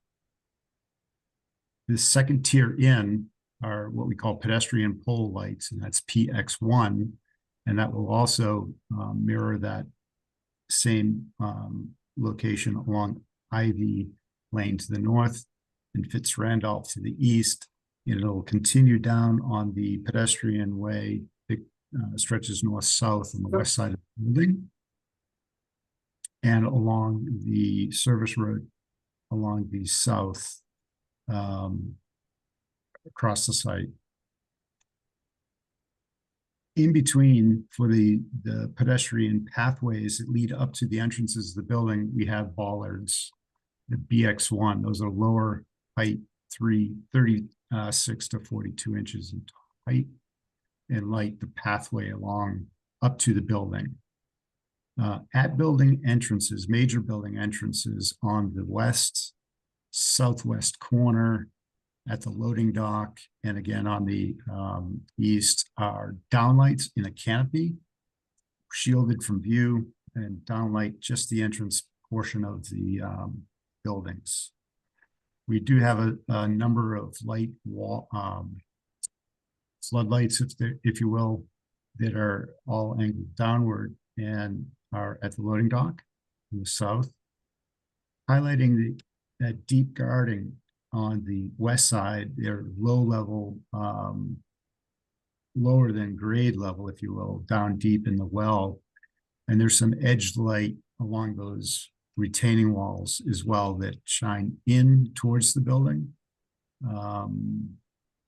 All of the lighting calculations that were performed for this layout meet the city requirements for street and pedestrian ways, and are selected to prevent night sky pollution. And so that those angled fixtures are all primarily downlight fixtures. Okay, thank you. Is there anything else? All right, now Sandy, I think we're going to turn to you to talk about the loading docks. Yes, so I need to just be sworn in first, I believe. I think you got sworn in, but we need to qualify you. Absolutely. So I am a professional engineer in good standing in the state of New Jersey and in Massachusetts. I have over 30 years of experience, and happy to go into any details about professional societies or any other qualifications you'd like me to talk about. Just your education, if you've appeared before the boards, etc. Sure. your So I graduated in 1985 with a civil engineering degree. And you've presented to I Princeton presented Municipality. to West Windsor. I have not presented to Ah. the Princeton. Okay, thank you. We accept your qualifications. All right. I'll just start with slide number 60, which shows the dimensions of the 2-bay loading dock. This is in response to several comments related to the loading dock, including, let me just get that, including planning comments number 20 and site plan comments number 8 and 9. So the next 3 slides will be responding to those comments. If I can I just jump in here and just say, maybe I hope you weren't going to say this, but I also want to say that there have been several comments about the interior trash room and the waste management program. And I just want to say here in response to planning comment number 20, which asks us to confirm the adequacy of the trash storage given the size of the building, commenting that it's relatively small, and to talk about how that is going to be managed and operated. And I would just, the response is to say that our trash collection is managed by the University Building Services, and the capacity of all trash storage in the building is coordinated with the waste handling schedule. So we realize that a smaller interior trash room will need to be managed and serviced more often, but that's the kind of total scheme that we're initiating on this project. So it's the point is that the size of the trash room is in sync with the operational plan to manage the size of the trash room. Shall I go forward, Sandy? Yes, please. And so what I'll be doing is going through some turning movements for the different vehicles that will be accessing this loading dock. We'll start with the turning movements for Kubota tractors. So as Ron just indicated, that the trash room and everything will be serviced by the university. This is the vehicle that the university typically uses for trash collection, but also for general building services. And this is a relatively small vehicle. It's approximately 12 feet long. It can easily maneuver on the east-west access road and in and out of the loading dock pretty freely. The next slide, which would be 62, this is actually the vehicle that is the largest vehicle that will be accessing this loading dock. This is a WB 62, and the actual length of that trailer truck is 69 feet long. The WB means wheelbase. That's why it's WB 62, and this one is a little bit longer. This vehicle will enter the Quantum site off of Stadium Drive. It'll go down the east-west connector to the loading dock. It will back into the loading dock. You can see basically the tracks of the vehicle and how it backs up. It would then leave this loading dock out towards Fifth Randolph, taking a right and only going south. And these are the turning movements that were requested. I also want to just make sure that you're aware that there was turning movements submitted for all the fire trucks for the different access of the building. That happens to be on sheet C705, but this is addressing the loading dock specifically. So I think we can move on to the next slide. Before we do that, let me say that there are other staff report comments at these slides that the testimony that Sandy and I have given should satisfy. One of them is, I'm not going to read them all in detail because they all talk about the same issue of the dock sizes, turning radii, and the size of the trash room. But they are planning comment number 25, site plan comment number 7, site plan comment number 9, all relate to these topics that we've just given testimony on. All right. Thank you, Ron. Thank you. So next conversation will be around stormwater and sustainability. If we go to the next slide, which is 64, you've already seen a lot of this information presented because most of this is showing up on the landscape plans. And the reason is because the stormwater management is integrated into the landscape in a very thoughtful way. So this is an overview of the site, As I said, some of this you've already seen. The brown areas, the areas of the different porous pavement systems, whether that's the grasscrete, the porous asphalt, or the porous pavers that were previously mentioned. It also shows the building with the various green roofs on it. The different colors have to do with the depth of green roof. And then also you've already seen some sections previously presented that show the bioretention basins, whether you're on the east side of the building. And I'll be going through these sections again, but my presentation will be showing you how the stormwater systems are integrated into those landscape plans. Okay. The other kind of couple of things that wanted to point out here, and this is just kind of a summary about the amount of green infrastructure that's being prepared or being proposed on this particular project. When you look at the drainage area for the quantum building site, it's about 6.75 acres. Of that 6.75 acres, there's approximately 43% of that will be green infrastructure. And that includes the porous pavement systems, the green roofs, and the bioretention. That's pretty significant. Also on the left-hand side of this plan is the proposed generator area. That area will be taken care of in service. The stormwater will be taken care of through a crushed stone in and around all of the proposed generators and other equipment. If we go to the next slide. Before we do, let me just add one comment here. Sure. To say that I think this Sandy's testimony now, well, the testimony I'm about to give satisfies response to planning comment number 27, which asked us to confirm that future phases of the project will provide additional stormwater management. And the answer is yes. We were very careful during the concept design phase to make sure that those future projects would be designed or had enough site capacity to handle the stormwater requirements that they will be that would be required to manage. So even though we haven't designed the buildings, that will obviously be the requirement that we have given ourselves for those buildings. Correct. It was very intentional based on where our limit of stormwater systems were to make sure there was ample space and location for any future buildings being developed. So this first section is section 1, which is on the southwest corner of the building.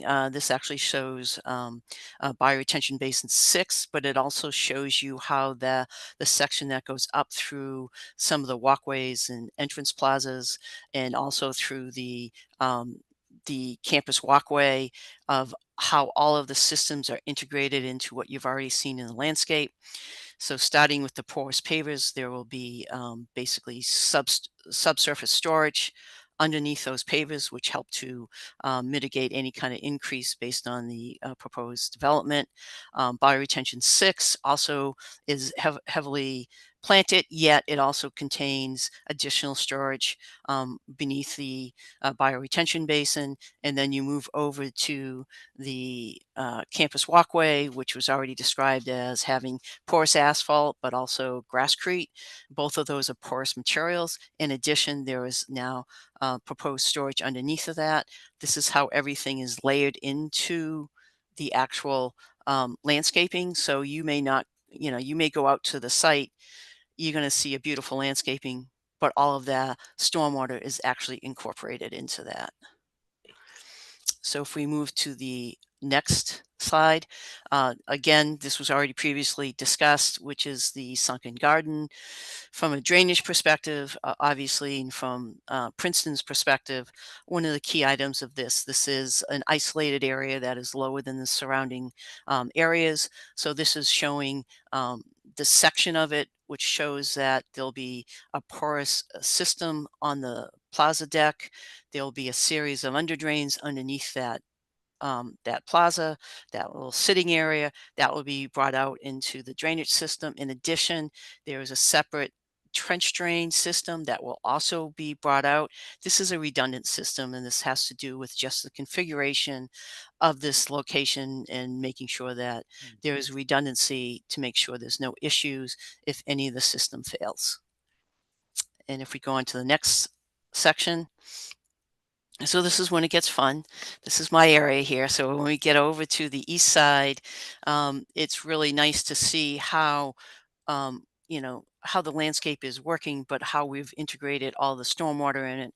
That comes from the stormwater from what's are the green roofs on the building itself into the actual bioretention. This is a step bioretention system. So each basin steps into the next one. So there is an underdrain, a perforated pipe in each one of those bioretention basins.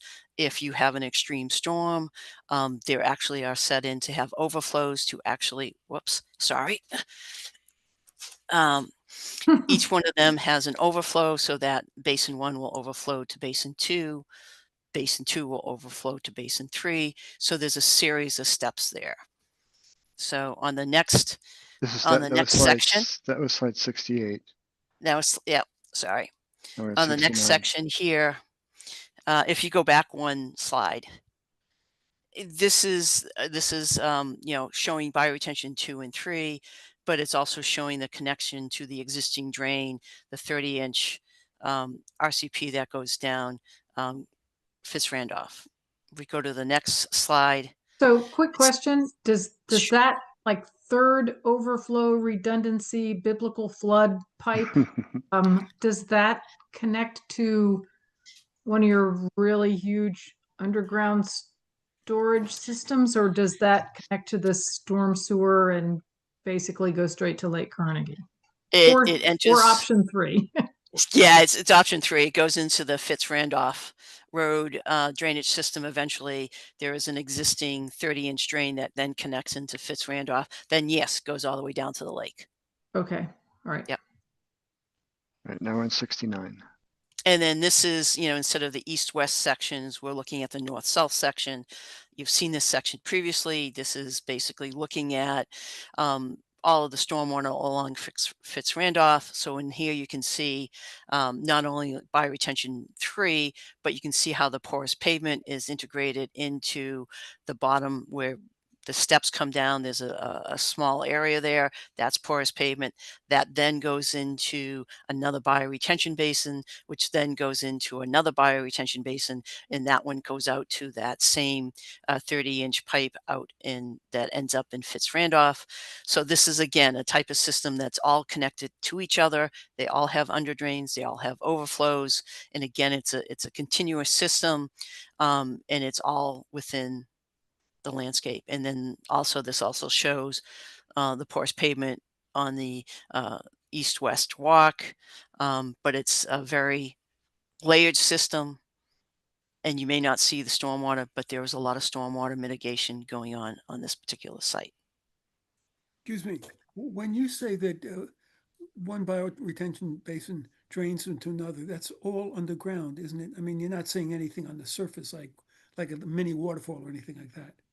No, the way it's designed is that you would only see an overflow in an extreme storm. Okay. That it is there as like any other type of drainage facility. You always want to have an emergency overflow. So you should not see it. If you do, something very big is going on. Okay, thank you. There we go. Okay, thank you, Sandy. That was very interesting. That's good stuff. Now we're going to talk, I'm on slide 70, and I'm going to talk a bit about sustainability. This is a diagram that just describes some of the variety of sustainability objectives for the project. You'll see at the bottom that the project is designed to be LEED Gold, and we have set a university target of at least 20% embodied carbon reduction and energy reductions. The project will be connected to the geoexchange system, and all the rooftops will be designed to be solar ready. Obviously, the geoexchange system is part of our campus goal to achieve carbon neutrality by 2046. And as I said earlier, the geoexchange system is beneath level B, the subbasement, and it's independent from the building. The laterals that the geoexchange system feeds and may need maintenance are located at the perimeter of the building and can be accessed. I also, picking up on the comments that Sandy and Stone have provided, I just want to talk about the robust native landscape and the biodiversity corridors. This building, particularly on the east side, is is really trying to enhance the biodiversity along Fitzrandolph and draw up the woodlands from Lake Carnegie into this edge of the neighborhood and into this edge of the site. And I would also say that, again, picking up on Sandy's comments, that this has been one of the, I think, most robust efforts to design a building from a stormwater management plan first. First, we considered the stormwater management, then we designed the building to accommodate that stormwater management, as opposed to designing a building and then trying to fit the stormwater management into the design of the building. So slide 71 gives a bit more detail on the embodied carbon reduction and sustainability goals. You'll see here the diagram on the right of the baseline building, the GWP, the global warming potential by design case. And on the right, the optimizations that we've found primarily in the superstructure of steel and metals, the superstructure concrete, substructure steel and metals, and the substructure concrete. All of those systems are contributing to the embodied carbon goal of, as you see here, we're designed to hit a 23% reduction in the embodied carbon of the building. This also helps address, I think, the question that about mass timber. I want to say that this building is a highly sensitive to vibration, and mass timber is not viable for this particular project because of that vibration requirement. And so we're really looking at every other alternative way to get to the lower embodied carbon of the building through these technologies that I've just identified. All right, let me just check one thing here. Another comment here is on the comment of planning board comment number 12, why the building is being designed to make solar ready as opposed to providing solar panels on the building when it's constructed. If feasible, solar panels should be provided immediately after construction. Our response to that is that we manage our investments and our design and our strategies for solar in a campus-wide system to fit the grid-scaled approach. And so we're currently delivering about 19% of the campus energy is through our solar strategy. All of the buildings in this current generation are being designed to be solar ready. And as we increase our on-campus solar, we will review all of the opportunities of all the rooftops that we've designed and prioritize those in which we can get the most solar energy for the best investment. So it's a very careful strategy. And rather than do one building at a time, we're going to get better benefit if we do them as a kind of a strategic plan where we look at the entire inventory of projects and choose those that are most viable for solar. So we're not providing it, we're making it solar ready, but we're not providing solar from day one. All right, now on slide 72, I'm going to transition to the exterior materials and character of the building. Slide 73 talks about the setback to height ratio. And we're looking at the top drawing here, looking at an elevation along from Robert Stadium and looking to the north. You see Fitzrandolph on the right. I mentioned earlier in the presentation that the setback to the property line on the Fitzrandolph Road is a required 3-to-1 setback. You'll see that red line that shows the 3-to-1 setback. You'll also see the 100-foot maximum height limit in this particular area, and we're well below both of those lines. So this step section makes the building very friendly to the neighborhood, brings down the scale to the neighborhood, and then this robust landscape that Stone and Sandy have talked about provide that public amenity on the Fitzrandolph side of the building.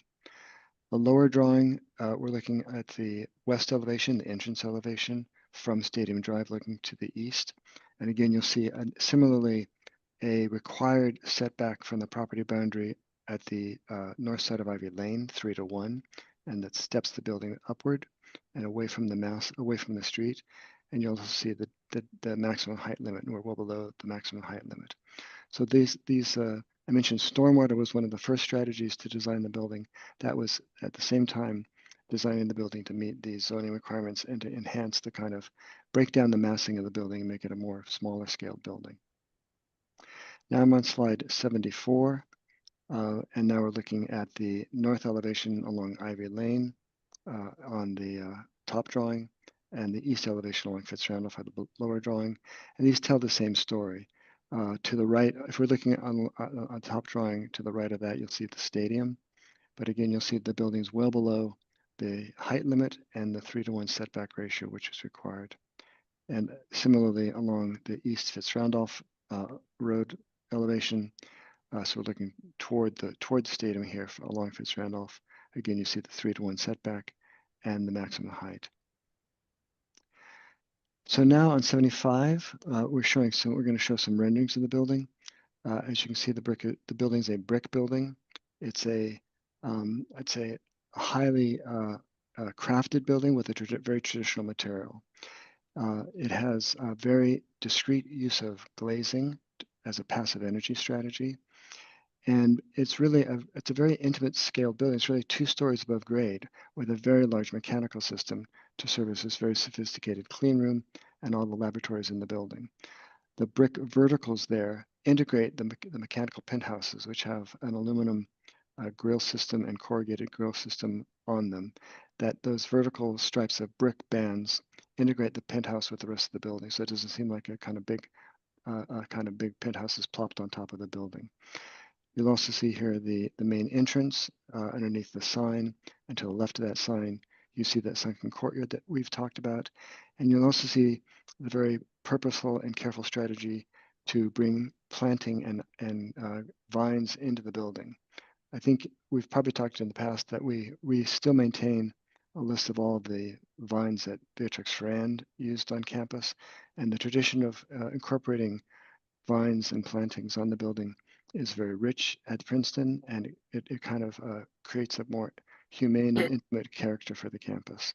So they're carefully designated in particular parts of the building and coordinated with our building management folks and our grounds and operations folks for maintenance.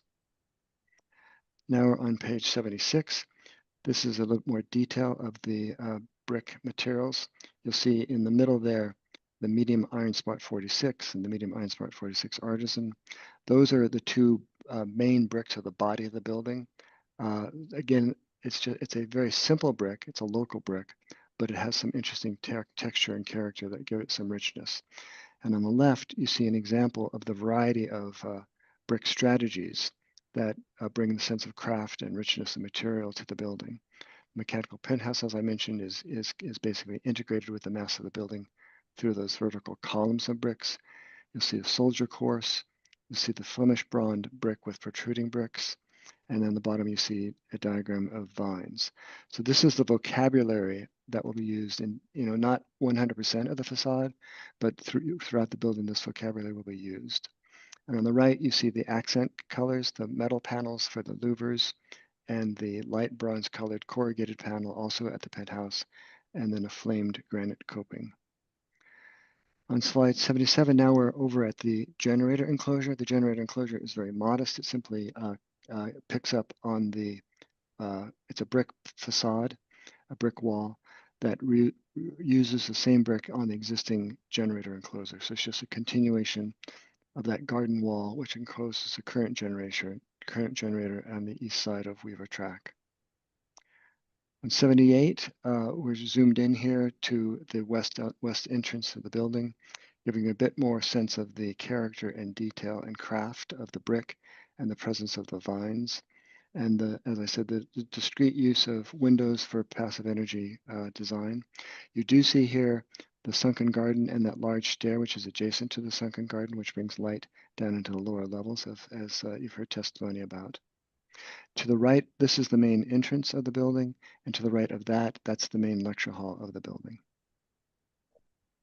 We're now on 79, and we're looking at a rendering of the south west corner of the building. So we've come up behind us. Here is the north-south campus walk. This is that southwest entrance. You'll see the stormwater basin here and the pathway to the entrance, the bike parking adjacent to the entrance. This little set of steps which spans over that bioretention basin connects to one of the larger bike parking areas. The trash and loading dock is to the right here. And you see a very sculptural massing and the variety of materials and the use of vines and landscape to break down the scale of the building. Slide 80, now we're on Fitzrandolph looking to the north, and you're seeing those terraced gardens, landscapes, and stormwater retention basins, the structured ones that Sandy talked about, along that porous asphalt walkway, the sidewalk that goes to the north. And again, you can see some of the vines that are clinging to particular parts of the facade. And here's where you really get a sense of the building stepping away from the neighborhood and taking advantage of the landscape. Next slide, I think hope we're on 81 here. This is now looking to the west along Ivy Lane. And again, the setback here, the 3-to-1 setback that we have on this side, again, contributes to the sculptural massing of the building, use of vines, very discreet use of windows, the rich sense of craft and materiality, and the landscape.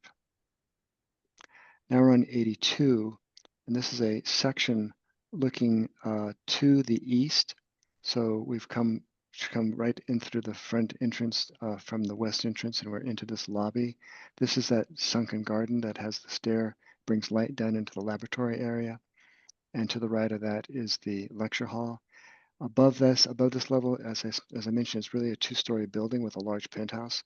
The second floor is really suites of faculty offices that are broken down into small neighborhood clusters that give them more intimacy and create a lot of natural light in those clusters, and then take advantage of the green roofs that you heard Stone talk about. On the right here is the lower entrance. As I mentioned, there's about a 16-foot drop in the elevation from north to south. Slide 83, now we're taking a section looking to the north. So Fitzrandolph is on the right. The series of terraced landscape stormwater basins is over here. The laboratory, which goes underneath the green roof of the eastern landscape, is here. And you see the large-scale laboratory below, the teaching laboratory on the main level 1, and the office clusters on level 2, mechanical penthouse on the top. And again, here's the section through the stair and that sunken garden. Now on 84, taking again a section looking to the north. Now we're taking a section through the entry lobby, which has a 2-story space. It connects to the second floor, which is surrounded by a faculty conference room and gives access to those neighborhoods of offices for faculty and graduate students at level 2. And level 1 and the level below are the laboratories. Now we're going to have Joe come in and talk about acoustics, but Joe needs to present his credentials. Right, And we'll thank get you. slide 6. Thank you, Ron. Joe Horesco. I am of Bachelor of Science from Mechanical Engineering from the University of Hartford with a concentration in acoustics. I've been practicing since 1999, so 26 years or so. And I'm a principal with Ascentec, and I am board certified with the Institute of Noise Control Engineers. We accept your qualifications. Thank you. Thank you. So on the slide 86 here, this is a graphic. It's an output from our acoustic calculations. The software that we use is called CADNA. It's a well-vetted software that uses international algorithms in acoustics, so it follows standards. So the inputs in the model include building height and geometries, the topography of the site, and then the big picture is the sound levels from the mechanical equipment. So we input the locations and the sound levels at those openings for the units.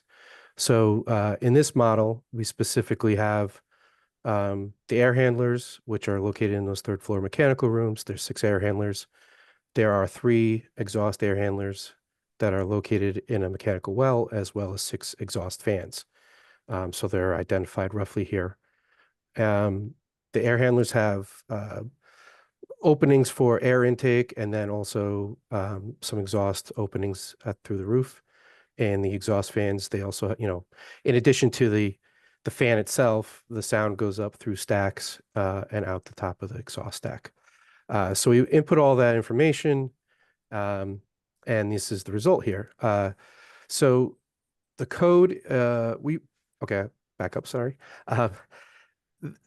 We're comparing this to the code, which is 65 for the day, the New Jersey State Code, 50 for the night. As you can see, the 50 line would be the line between the, I guess I'll call it cyan and light blue contour. It's actually the smaller one. Yeah, so the line between those is actually the 50 dB line. These are 5 dB contour sections. So what we're showing here is that we are not even close to that near the property lines. We're actually below the 40 dBA line. We have identified these 7 receivers that are closest, and you can see the number, the specific number at those exact points are identified, and we're below 40 with all of them. So that would compare to the 50 dB nighttime code. It also compares to the 65 dB nighttime code, but we focusing on the 50 dB because if this equipment were to operate at night, that would be the prevailing code. Not sure if there are any other highlights here. Let me just point out one thing, because this helps answer one of the staff comments. Planning comment number 16 asks us to clarify where exhausts from the level A basement labs will be conducted to and disposed of. And so I think Joe just testified that it's in the, these are enclosed wells here and here. And then also the air handling units are in an enclosed penthouse. Is that right? That's correct. And the exhaust from the labs are actually through the EHAUs, which I believe, well, those are the northernmost ones of that well. Yes, that's right. Yeah, I shouldn't say it's fully enclosed. It's a well, but you cannot see. It's an open to the sky That's well, right. but it's a shielded well. Correct. And we have modeled it that way. Great. And so this is a second output from our model. It's the same building mechanical equipment sources, and we've added in the sounds from the emergency generator here. Again, the daytime code, which would be more applicable in this one since the generators are tested during the daytime, that would be the line that's between the yellow and the dark green. And again, we can see that 65, we're nowhere near the receiving property lines. In fact, we're generally in the low 50s and as low as the low 40s at the receivers during that generator test, which again occurs during the daytime hours. So everything here is showing that we're well below the code. And there is a question, I think I should comment here. Response to it was comment number 34 about multiple generators or what the generators were. This is an additional generator. So this model only indicates the new generator sounds. And our understanding is that this will be tested separately from whatever is existing, which is why we're indicating it the way we have. And this is slide 87. I just want to chime in, since neither of you mentioned it, that it appears that the new building creates a shadow and actually shields the residential neighborhood from the generator sounds. Is that a correct interpretation of this illustration? Very much so. Yeah, there's not only is the building standing, but the topography, as we mentioned before, there's Ron mentioned about 16 feet from one side of the building to the other. So all of those things are in play. But the building itself is certainly doing that. We're building an expensive sound wall for the That's generator. Right. That's right. And how often does the generator kick on to test itself? Is that a weekly thing, occurrence? I'd have to defer that, but I don't know. I could answer. I believe it's a week or no less than a week. I think it's monthly. The team's going to tell me. I think it's monthly. Yeah. In 2 seconds. Someone's going to tell me. Weekly. Weekly. Robin Izzo says it's weekly. Yeah. During daytime hours and generally for less than an hour. She even says it's every Tuesday. And can she tell us how long how long it lasts? I'm sure she can. She'll tell me and I'll tell you.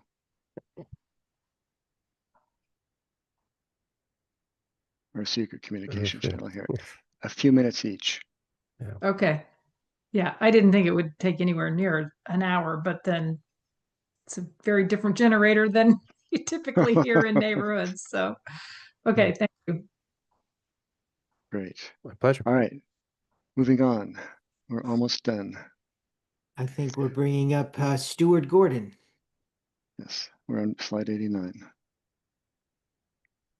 Stuart, are you there?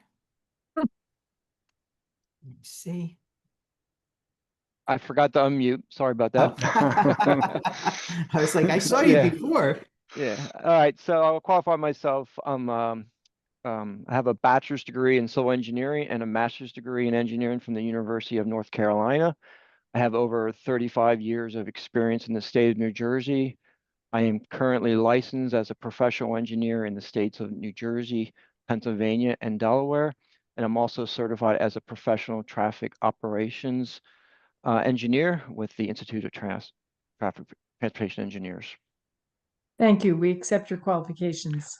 And I have testified before the board before, if that helps. Sure. So Doesn't the hurt. parking, so the parking, so obviously the East Campus, right? The stadium garage was built, right, to have additional capacities for buildings such like the Quantum Institute. And there were additional 257 parking spaces to accommodate projects like this. It's estimated that the full build out of this project will need 100 parking spaces. That's based on the fact that there'll be 656 folks within the building. Of that, we have 252 people that would probably drive to the campus, but there currently is 102 people that are currently already parking on the campus. So that reduces it down to 150 people that would commute. The parking ratio for that is 1.5 per parking space. That brings you to 100 parking spaces. So as stated before, there is no on-site parking. It's been stated before that the parking space demand is managed campus-wide, and plenty of support there for bike, walking, and the Tiger transit system. It's very comprehensive.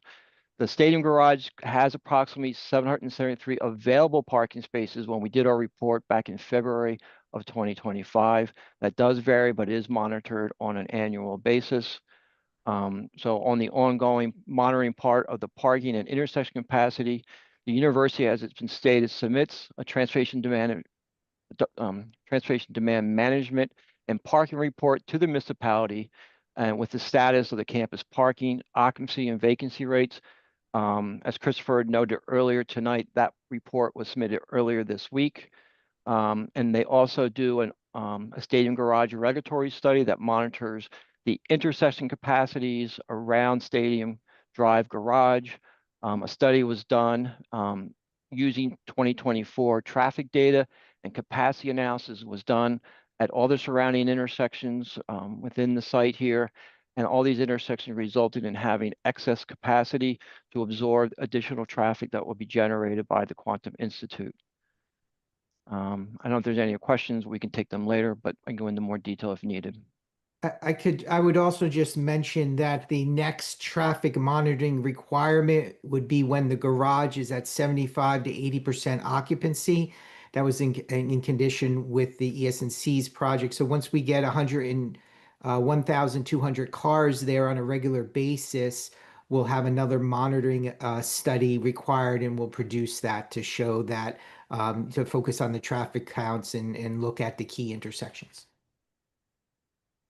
Okay. So let me move on to slide 90, which is an introduction to the signage variances that we've talked about.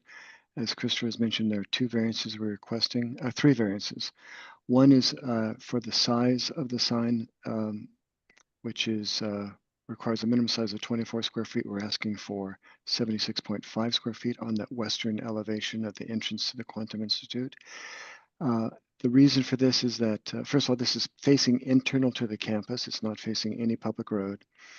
And it's scaled to the building, but also we keep our, obviously donor information is very confidential. And we need to plan for sometimes long, complicated donor names. So if you count the number of characters here, there could be 10 or 15 more characters in a donor name of a building. So we want to make sure that we have enough space in this approval process for a sign that's appropriately sized to the building and to the donor name. Second variance requested is for an additional building name sign at the southwestern corner of the building, which is sort of it's actually seen from a different vantage point, although it does face to the west. So this is an additional sign on that facade. And the third variance request is for the two lecterns that we talked about, the one at the southern part of the site. Christopher mentioned the one at the northern part of the site. These are part of the campus wayfinding system, and they're located at basic places of arrival to this neighborhood so that people can find their way around to be oriented. And with that, we are at the end of our presentation, and we'll stop sharing. I can pull up the slides at any time you want to go back to anything, but I'll turn it back to the chair. Thank you. I'm sure that there will be lots of questions and discussion, or I know I have a few, but I'm going to propose before we start the Q&A to take a 10-minute break. And we can all, run up and down the stairs, get our hearts going again, and formulate our questions. So it's 9:15 right now. See everybody back at 9:25 promptly. Thank you. Okay, thanks.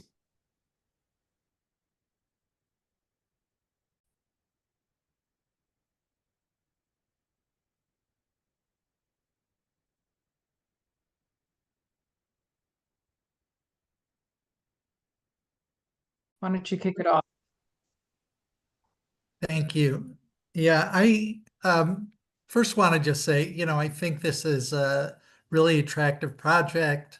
I am very impressed with the stormwater management system. But I do have a kind of a lengthy list of questions. I'm just going to run through them, and hopefully y'all can keep track and answer them after I finish the list, because I don't want to have a lot of back and forth. So the first one is, I heard two different occupancy numbers, one that was in the mid 600s range, which I think is the anticipated full occupancy of the building, but there was another one that was 1100 plus that I heard early in the presentation. I just want somebody to clarify what those two different occupancy numbers refer to. Second question, Mr. McCoy had indicated that the shared shoulder road was not intended to be installed along this section of Ivy Lane for now because of concerned about future construction damaging it. I fully understand that, but wonder if you would be implementing just a striping temporary shared shoulder solution, because you do already have the permanent shared shoulder on the first section of Ivy Lane, which is beautiful. And I think for users of the roadway, it'd be helpful to continue that treatment all the way to Fitz-Randolph, even if the treatment on this section of Ivy is temporary. So that's question two. Staff report, and I think the PEC report suggested there should be some covered bike parking. You may have addressed this in your discussion of bike parking. I might have spaced out for a minute, but I realize that none of the parking that you have shown right now is amenable to be covered bike parking, but I wonder if there's a potential to have some covered bike parking either in the building or in some other location, because I think for, all day commuters who are going to be in this building, for 8 hours at a stretch, it would be helpful to have that covered bike parking.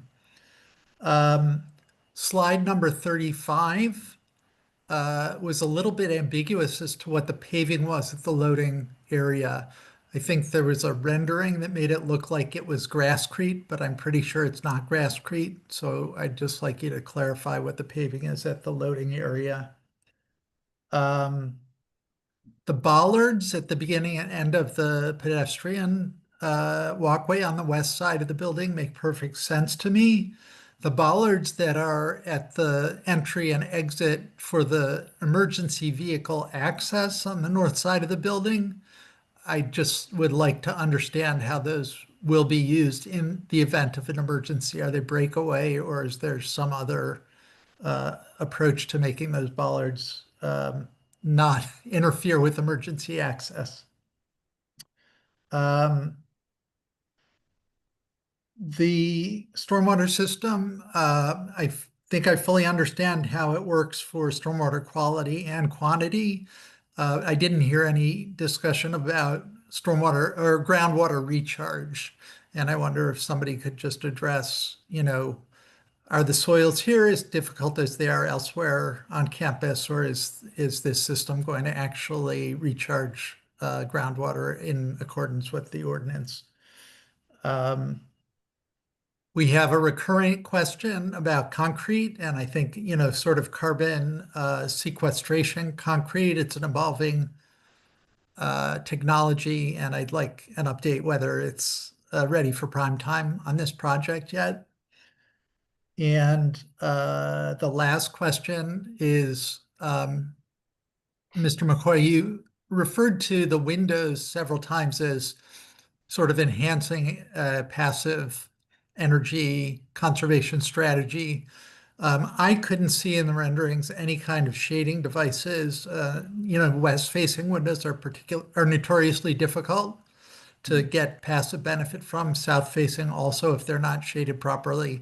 So if you could really address that a little bit more directly, how these windows are contributing to the passive energy conservation of the building, that'd be great. That's my list of questions. Okay, that wasn't too long. I tried to be quick. Good, thank you. Can I tackle a few of these, but let me also give some assignments. Can somebody else begin to get the occupancy statistics ready? Because I did quote the 1100 number, and Christopher, you're on mute. I was going to say that was for the original concept plan with the 3 buildings. That's why you have that larger number. Thank you. The smaller number is the correct one. I forget what it was, 7 something. 640, something like that. 640, something like that. Yeah, 640. If I can address the shoulders on the complete street strategy, I think it makes sense for us to maybe use sharrows on the portion between Stadium Drive and Fitz-Randolph. That's a kind of another common technique that we use. That's what we use on the College Road and other roads. Well, in the neighborhood. no, actually, College Road has the shared shoulders. Or Yeah, you're right.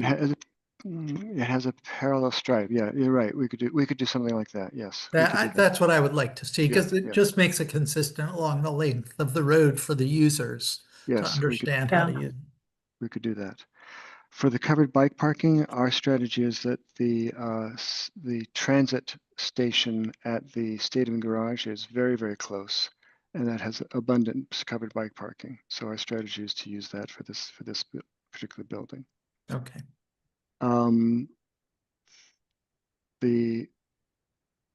Could somebody address on the team the bollards on the walkways? Christiane or Sam? On the emergency vehicle access. Yeah, right. Ron, I'd be happy to address that. Okay, Sam, you were already sworn in, I believe, correct? I was. Okay, and your title is Princeton Project Manager? Princeton Program Manager. Program Manager. Okay, thank you. So, Councilman Cohen, we did review this with the Fire Marshal's office, and this is consistent with how we implement bollards on the campus already. So the intent is that these bollards are, in the event of an emergency, removed by our public safety, who typically meets any incoming emergency services folks and helps guide them further into the campus, so there's no delay in response whatsoever. Okay, thanks. Okay, could I ask Stone to address, or maybe, Stone, could you address slide 35 and the paving materials in the Sure. leading dock? So The paving material at the loading dock is grasscrete, but we are not going to fill with grass. We are going to fill with gravel because grass will be difficult to grow there. So that may be a confusion on the slide. The one with the yellow is the field with gravel, and the one with green is the field with the grass. Okay. Just Ron, if I could add one little piece, Sure. I may have caused that confusion. And the reason is because I'm an engineer and like to be conservative. We actually designed the stormwater for it to be impervious. However, it's still the grasscrete. We were just being very conservative so that we had flexibility if anything changed. That's why there might be a kind of a confusion there. So no, maybe in the stormwater, we designed it as impervious so we would have flexibility. In reality, it's what's on the landscape plans as the grasscrete. Great, thanks. Okay, let me address the passive design windows, since I did mention that a couple times, Mr. Cohen. You're right that they do not have, what I was referring to is the more a strategy of, rather than broad sheets of glazing, that the windows were discrete, and modestly scaled, but they are not shaded from direct sun from north, east, south, or west. Okay. The sequestration of carbon in concrete, I'll explain that, but others can jump in. We need to give ourselves flexibility and to work with the construction manager and work with the market. So that could be an opportunity when we get into buying the concrete portion of the project. But we cannot box ourselves in to have a kind of lack of competition for bidding. So it's I think a possible solution, but I actually don't know the state of that technology right now. But I think the primary thing is that we cannot tie the hands of the CM in terms of the market availability of materials. Okay. So as long as it's something that is explored at the bidding stage, that's satisfactory. Let me just ask someone from the team if I want to make sure that that I answer that appropriately. Is it on the list of things that would be explored at the bidding stage? Sam? Yep, I'll jump in, Ron, on that. Yes, it is something we'll explore during the bidding stage. And what you stated earlier about the commercial viability of it now, well, we see more plants developing and modifying their capabilities day in and day out. Just not enough of them have started to do that yet, but we will continue to press this and look for opportunities. Great.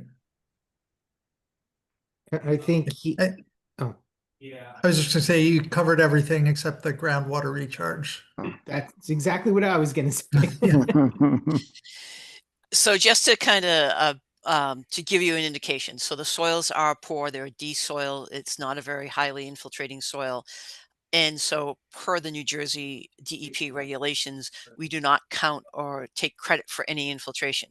Having worked on the campus many times before and in the different stormwater systems we put in, we do understand that you do get some recharge. So one of the things that we do, which is part of what Princeton does for their goals, is that we have a dead space or dead volume at the bottom of our systems that allows for infiltration. However, we don't take credit for it. So it's something that that happens on most of the projects on the main campus where there is a good soil, because we know from other projects that there will be infiltration at certain times of the year. So no, it's not taking credit for, but we allowed for the opportunity for infiltration into the ground. Great. Okay, thank you. Thank you, David. Jack Taylor, and then O&O. May I pose a question on a subject which thus far we haven't dealt with, but one which I think is interesting and important, namely fire protection. In the document, it's been made clear that the water system or the hydrant system or the mains, as the proper words might be, for the project are satisfactory. They meet all the standards. but there are a couple of sentences that raise questions in my mind, namely that Princeton University itself is facing, and the language is deficient water systems or mains. In other words, dealing with the flow, that this is a problem for the university. It's been recognized, it's being dealt with. My question and my basic area of concern is that isn't there or is there a relationship between deficient water systems for the entire campus and the water systems for a given project when the issue is water flow?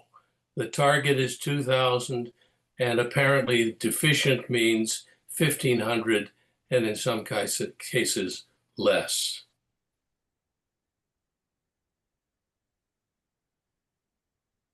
Sam, can you, Yeah, do you have information to address that fully? I mean, I do, Ron. I can address that. I'm not sure fully or not, but I can address the question.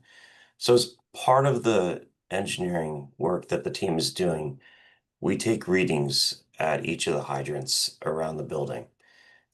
We use those readings both for PSI and flow to confirm whether or not, very simply, we have the flow in the building at the highest level in accordance with what's required by the building codes.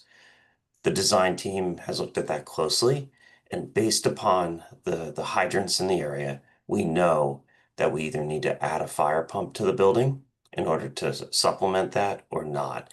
And right now, the team is including a fire pump in that design of the building so that we know for certain that we have the flow requirements in all corners of the building. Now, the commentary that you see is likely about other areas of the grid that we know over time need some maintenance. But we can tell you, based upon the engineering work that the design team did, that we have adequate flow and PSI to support what's required by the building code for the quantum building that's proposed. Sam, are we tying into a new line in Ivy that we're connecting to? So the point of connection, maybe I could ask Christian exactly where it is. Is there an interrelationship between meeting the standards necessary in the building and the deficiency of Princeton University system otherwise? And apparently that's not a question that's been addressed. I think what Sam is saying is that this building is designed to meet its requirements. That's correct. Good. And just as a piece of that, Sam, is that we are connecting to the new 12-inch line in Ivy in Weston Way. So that was done as part of the ES&C. So that's a brand new line. When you look at the grid system, that's connected to other water lines in the overall area. So that's why we're connecting there. To give you details on the other lines, I don't have that in front of me, but I do know it was very intentional on where we connect it. Good. Thank you. And I'll add, Mr. Taylor, that we've reviewed this very closely with the fire marshal's office, walked them through the point of connection and how they would attack a fire in this building. And the report from the fire official at this time says fire department has no comments or concerns. Good. Superb. Thank you. Great. Thanks for the question, Jack. Owen? Thank you. The one thing that I know about quantum mechanics and what's going on here is something that Mr. McCoy already touched on, which is that this the instrumentation is very sensitive to movement, and I imagine that's one of the reasons why the laboratories are built on the lowest level. How far down are you going to have to go, and are you going to have to blast at all in order to remove bedrock or other material? Sam, can you answer that? Sure. So we do have to blast some material, and the way we procured the construction of the project is to minimize that. They have attained via maybe traditional excavation activities, just typical excavators, more than we anticipated, which means that we lessen the amount of blasting that we have to do. But there is still some rock that does require blasting. And each week we're seeing a little bit less of that as a result of those traditional excavation activities. Okay, great. And, based on your experience in previous construction in that area, do you anticipate less blasting than has had to happen in the past, or is it too early to tell that yet? No, we can tell that now, and we are seeing that less blasting as a volume is required here than previous projects. ES&Cs as an example. Okay, terrific. One other question that I had for Mr. McCoy, I guess. The sign above the western entrance, is that going to be illuminated? No, no. Okay, thank you. Thanks, Owen. Other questions from board members? I just want to echo what David Cohen said about the design and the stormwater management on this site. I too think that it's really, really interesting and really impressive. And I do want to ask you to reconsider the English ivy as well as the katsua and the non-native magnolia. I'll have to look at down to not the star magnolia, the other one. Cluster, maybe. Yeah, there are native magnolias that I think would substitute really nicely a Magnolia grandiflora instead of a Solangiana. Anyway, but the English ivy, I understand what you're saying about it being very contained, but it's also I would just hate for people to see that English ivy is in a new installation at Princeton, and that means it must be okay. And it's just really a scourge. And I would hope that there's another vine. I know that you're already using Virginia creeper, but I also know that at least in places that I'm familiar with, it does, very well in the shade, just as it does in the sun and just about everywhere else. So maybe that's an appropriate substitution. I saw in Mr. Dobromilski's memo that he suggested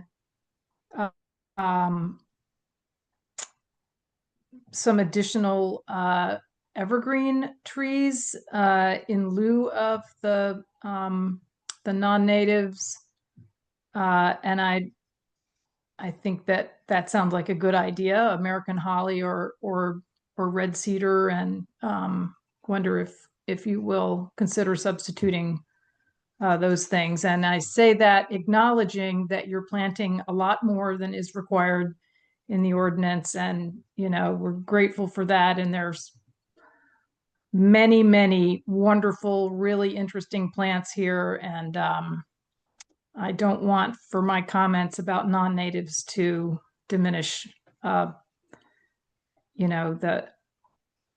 high regard I have overall for the landscape plan. If I can jump in on some of those comments, but I think he's the expert. I think we can definitely look at an alternative to the English ivy. I would, just for your information, we've had lots of conversations with our grounds team. They want to make sure that they can access and trim all the ivy. So they also don't want anything to get out of hand. So we're trying to coordinate the ivy strategy with a operation regime. But I think your comment is something we can look at, and we can certainly find an alternative to the English ivy. On the non-native trees, I again will defer to field operations for trees that have this similar aesthetic impact.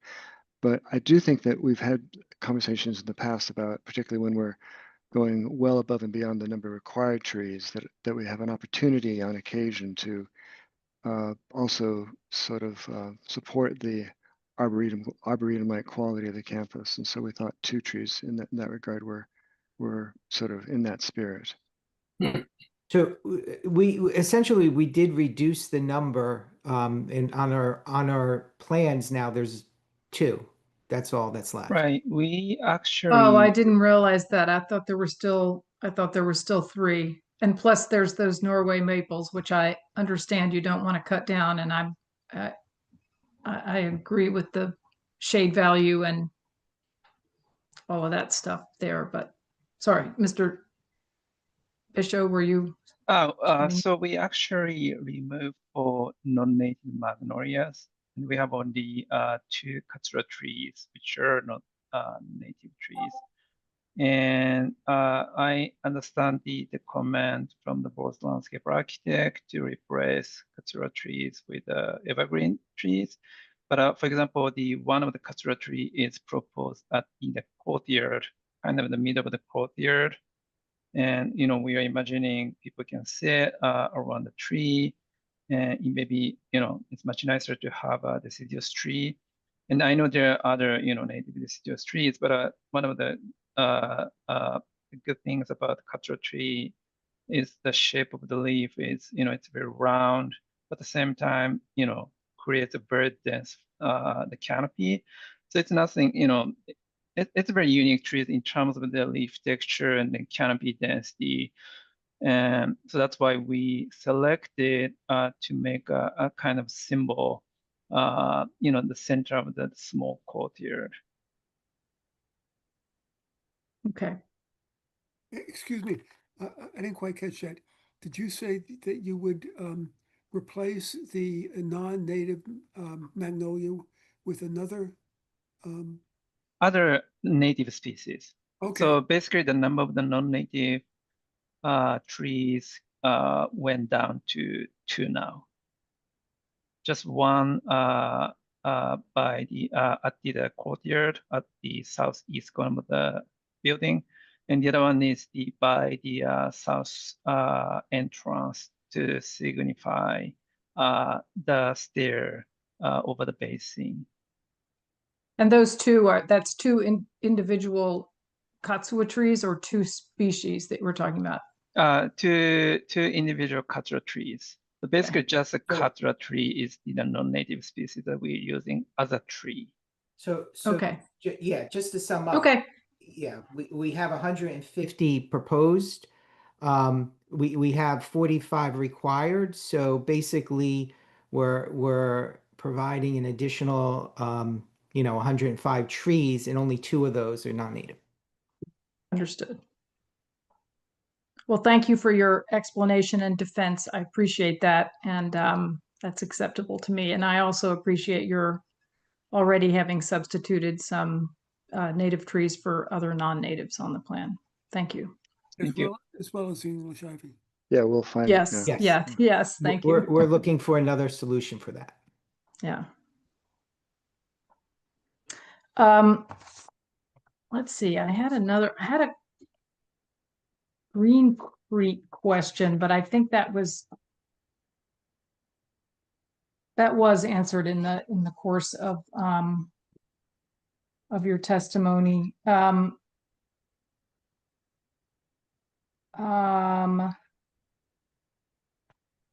Early on, Mr. McCoy testified about comment 15 in the memo from the planning office, and I just wanted to make sure I wasn't positive that if I could get Nathan and Justin to look back at comment 15, and if you had any issues with whether the response was what you needed to learn, or yeah, so I guess I can address that since I wrote up the memo. Okay, and you'll need to speak up, Mr. Foote, because it's hard to hear you. Muffled again. Okay. Let me just make sure I'm on the right audio. Yeah, same audio, okay. Yeah, so the testimony was that it's going to meet federal and state regulations. That was part of the testimony. Yeah, that's suitable. I think that's adequate for really what we were. We didn't like necessarily need specifics about the specific chemical reactions that are taking place. As long as it's following state standards, federal standards for disposal, especially, that's really what I needed to hear, and I think what Justin needed to hear as well. Okay, just for other board members, the reason I brought this up is that it deals with hazardous chemical waste. So I just wanted to make sure that the staff was satisfied with that explanation and answer. And I think Mr. McCoy also said it would be consistent with the way a chemical waste is treated across the campus. Right. This is not new to us. Yeah. Right. Okay. All right. Thank you. And so let's see. I would turn to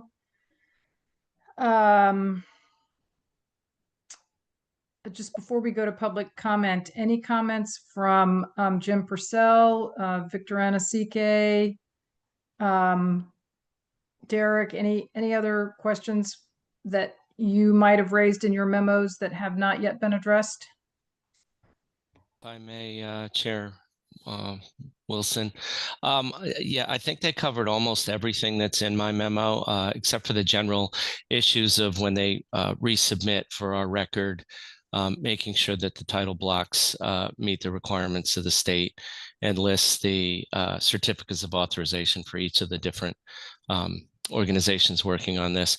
I do have one concern, and that is about the ADA accessibility. The applicant has testified that all of these pathways are ADA accessible except for those that have stairs. I didn't see sufficient detail to verify that in the plans. And I have had experience at Princeton University where during construction, we've had to make modifications in order to make sure that some of the walkways are ADA compliant, most recently on ES&Cs. And some field changes have had to be made. So I would like to see some more detail in terms of grading plans in order to ensure that not only the walkways, but the curb ramps at the intersections with the streets meet ADA compliance. And I think that was really the only concern. I think they've covered everything in terms of traffic. I'm very familiar with the way campus transportation and walkability and bikeability work, if you know what I mean. And they've done a very good job in making sure that all of the questions that I had, and I think that Victor might have had, but I won't speak for Victor, concerning traffic and parking have been addressed. So that's the only real thing was more detailed grading that I could look at. We can definitely provide all the details you've commented on, requested in our compliance set. So we would accept that as a condition of approval. Thank you. Christopher, you want to address the title block? Oh, same answer. We will update comply. it. Thank you, Christopher. Perfect. Love that. Nathan, you've got your hand up. Yeah. So I just wanted to clarify a couple of things. Mr. Besho had testified that there was a previous scheme and a current scheme for the, I think it's the streetscape as well as the sunken gardens. So I just want him to clarify, when he talks about previous and current schemes, is the current scheme on the September 5th plan, or is that different? Or the current schemes updated from the September 5th plan? Just so the board knows what they are. Right, the current scheme. So the current scheme means the latest plan that we are carrying right now, and then it is an update from the plan that you received. The most recent plan that you received, it is an update from that plan. From the September 5th plan. the September 5th. Okay, And it's the sunken garden. I don't know, what do you call it? The first level has been lowered. right, right. But that's a change from the September 5th. Correct, correct. Yes. Correct. Okay, Yes. and that will be reflected in the compliance plan Correct. should the board approve it. Correct. Okay. Same with the streetscape, or is that also? That's all same Okay. situation. Same situation, okay. All right, thank you. And then just so it's not lost, I just want to make sure that it's noted as a condition, the discussion with the sheriff on Ivy Lane, those have been agreed to provide those on a, until it becomes necessary to remove Ivy or Western Way as it's called now. Yeah, the striping that striping, Councilman right. Cohen requested, yes, we would agree to that and include it in the compliance set. Okay. And that would be. That was described as parallel striping. Is that the way it was? Yes. And Sometimes that's the called, terminology in complete streets. well, so I just want to, when Ron initially referred to it, he called it shared shoulders.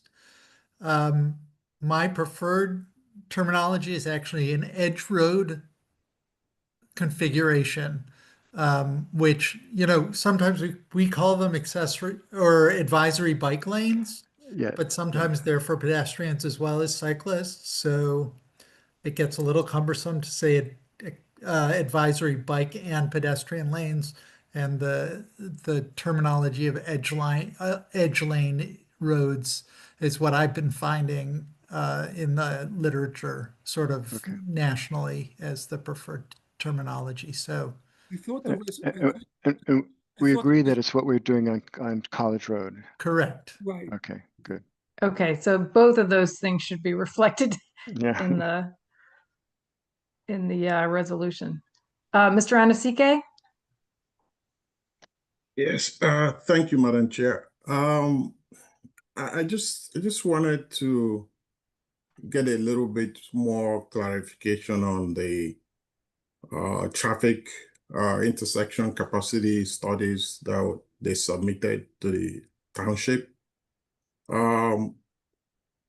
Just from the response to my comments on that, it seems to me that there is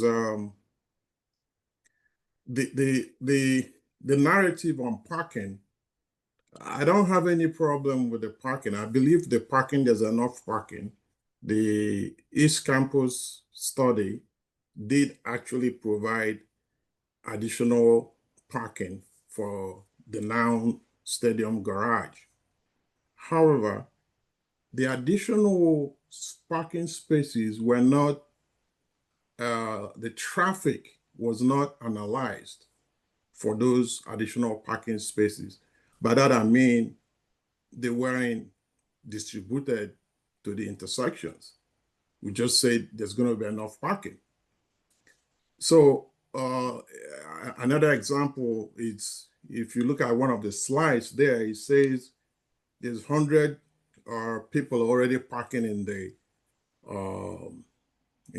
campus, but they're going to relocate them to this stadium garage.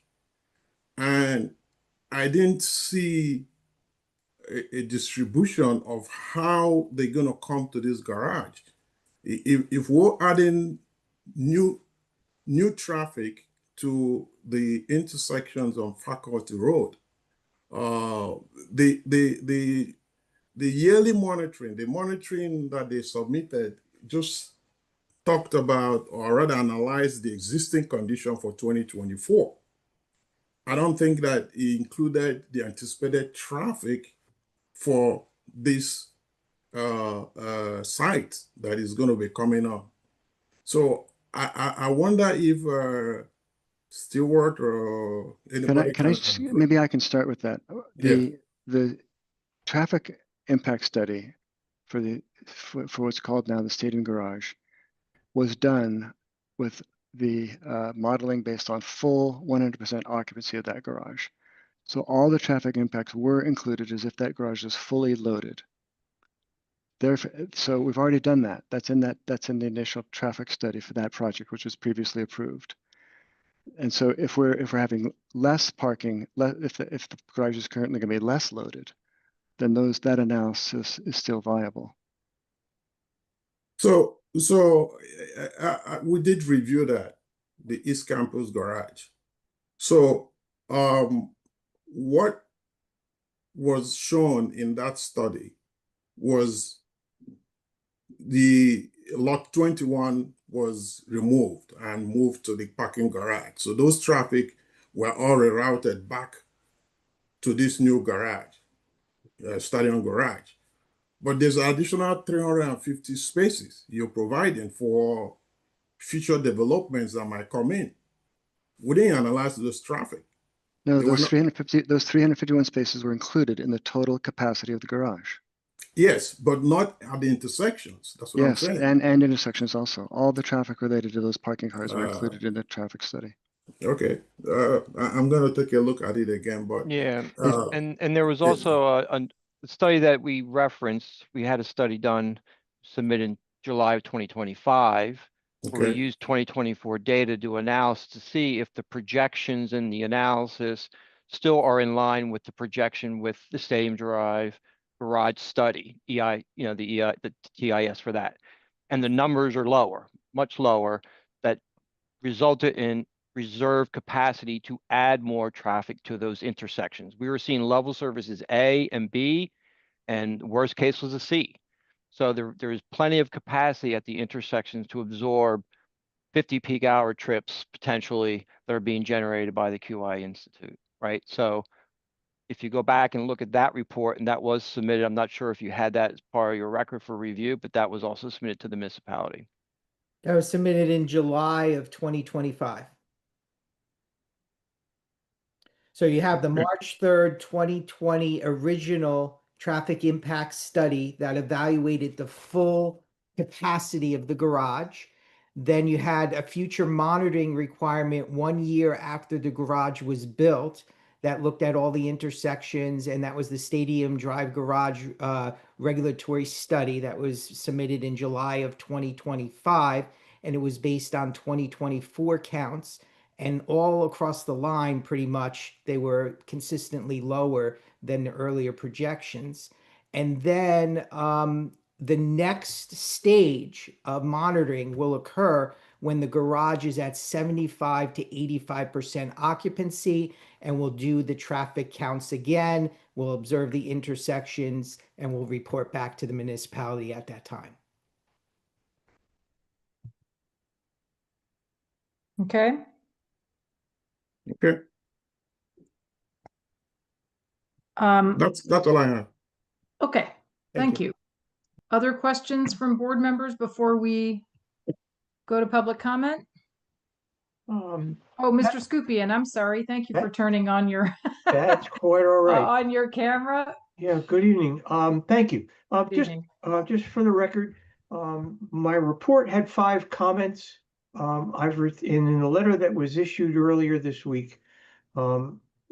The applicants agreed to address all of them. They're all technical in nature. There's nothing controversial. It's just needing more data. Ms. Brock has sent me some information just yesterday on one of them. I haven't had a chance to review it, but I think we can work through that. 2 points though. I just want to bring up that are not in my report, but if we could address them this evening quickly. It's funny, on the stormwater system, I've heard the words interesting, integrated, fascinating, which to me all equals complicated. This is quite a complicated stormwater management system. And including the fact that we have 43 subsurface porous paved detention basins, in addition to the 4 or 5 green roofs, and I think there's 6 bioretention basins.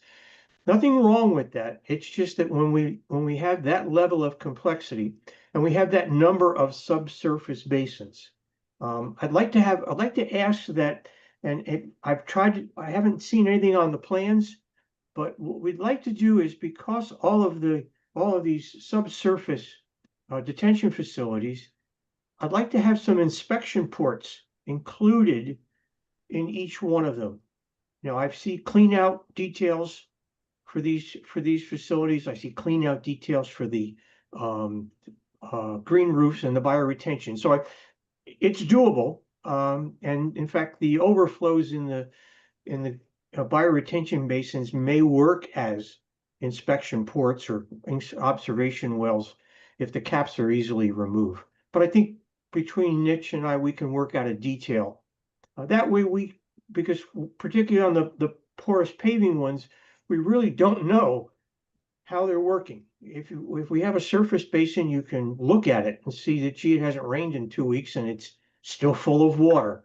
On the subsurface ones, particularly this large number of them, and a lot of them are interconnected, and each one's going to rely on its neighbor to function properly. If we can have some inspection ports put in, that would be, I think, would be a help in the long term. The second one is, and it's kind of a detail, there is groundwater recharge requirement in the ordinance. It's being met here simply because, as Ms. Brock said, this is typical Princeton University soils. Both the NRCS soil mapping and Princeton's own soil surveys, soil testing has shown these are not really permeable soils out there. So there's not a lot of recharge happening now. As such, the project won't create a deficit. So that's how they're meeting their requirement. Whatever infiltration they do get is a bonus, but they're not required because technically there isn't really any happening now. However, this is kind of a technicality. There, as far as stormwater quality goes, there's no mention in the reports as to the amount of regulated motor vehicle surface to see if it exceeds 5,000 square feet, and technically stormwater quality is required. Now, it is a moot point because all of the motor vehicle surface is going to be porous paved, which will be treated. Whether it's necessary to include that in the report, just to tie that end down, that yes, we do need to provide it and we are, or no, we don't need to provide it, but we are. I think that if we can add that to the report, that would be a help as well. Thanks. Yeah, that's a good idea. I mean, one thing that I really like about it, and I certainly take your point about the complexity, or on one hand, it's great to have all this distributed small scale, a lot of it management practices, but also there are so many more roots going into the ground with this new after this site is developed than are there now. Overall, it'll function way more like a sponge than it does now. Well, and so even what doesn't get infiltrated or, overflow is going to be taken up, I would expect, and I know just enough to be dangerous. It's going to be taken up and transevaporated, et cetera, in a really beneficial way. Well, that touches on one of the comments in my report that I'd like to see a cross-section of all these different types of porous paved walkways, because to make sure that, do we have a crown? Is there a cross slope? In other words, is the rain that falls on them going to stay on the paving and infiltrate, or, because of this grading or anything, it's going to run off before it has a chance? And so that's the folks at Niche have agreed to provide that, and it is a detail. One interesting thing, though, about the right now, that softball field is synthetic turf, and it is underlain by a underground stormwater detention basin. So they are actually, in building this site, eliminating what was or an existing stormwater facility. And so I was interested to see how they would handle that, and they did a very good job. They did include in their existing conditions the effects that existing basin does have on reducing existing flow, and base their allowable outflows on that reduced flow. But yes, there is infiltration and underground storage of water happening right now. Not to the extent it will in the future, but it was interesting to see that we're eliminating existing underground detention. Let's make sure that we include that, and they did a very good job. If I can make one observation here in Mr. Scupian's remarks, we did not set about to make a complicated system. It wasn't our goal. We didn't say to Sandy, make a really complicated stormwater solution. But I have a feeling we're going to see more and more of these going forward, because we have to preserve, we have to design for the kind of, the new stormwater regulations and for the resiliency of the site. And in our planning for the future buildings, we knew that we could not reach out and use conventional strategies to solve stormwater here, because that would have then reduced the capacity of stormwater for future buildings, which would reduce the amount of square footage we could build in future buildings. So all that to say is that we think the inspection ports is a good idea, because if we're going to build things that are, this is not a one-off, this is going to be the way of the future. And anything that can give us information about how to design better in the future is a good idea. And it's great for the town to have all that information on file. It's I expect it to be very helpful. And someone referenced this earlier, it was probably you, Mr. McCoy, that the stormwater management was, part of the planning process from the beginning. And that is just, that's the kind of sea change in stormwater management that a lot of people have been working toward for a long time. So thank you for mentioning that. And just to Ron's credit is the fact that as an engineer and someone who's been very heavily involved in stormwater for a very long time, it's great to have a client who pushes you. And I really appreciate that. And as a company, we're very happy to, take on the challenge. And part of that challenge is to make sure that system is not just looks great in the plans, but actually functions for years and decades to go. Yeah, great. Thank you. Okay, if there are no other questions from board members or comments from staff, I will open up the meeting for public comment. We have 20 people in the attendees area. If any of you would like to address the board at this time and address the applicant, please raise your hand virtually by clicking on the raise hand icon at the bottom of your Zoom screen. I'm not seeing any hands go up yet. So I'll say it again. If you want to address the board, you have 3 minutes. Seeing no hands go up at all. Okay. Seeing none, I will close the public comment portion of the meeting and invite maybe Justin or Nathan, any final thoughts from you or from any of our board members before we talk about resolution? Mr. Cohen? Yeah, I just wanted to create a record on the variance requests for the signage and indicate that I think that all of the variances are easily justifiable for the reasons that the applicant indicated during their presentation. So I'm in favor of granting those variances. Thank you very much. Other comments from board members? I certainly agree, David, with your thoughts about the sign variances. Mr. Foote? Yes, thank you, Madam Chair. So, yeah, with the sign variances, I think from a planning perspective, those can be justified. And I did have the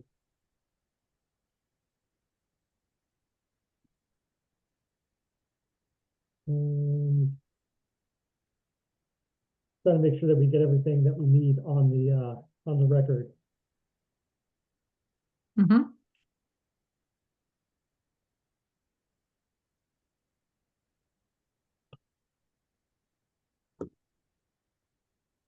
Good.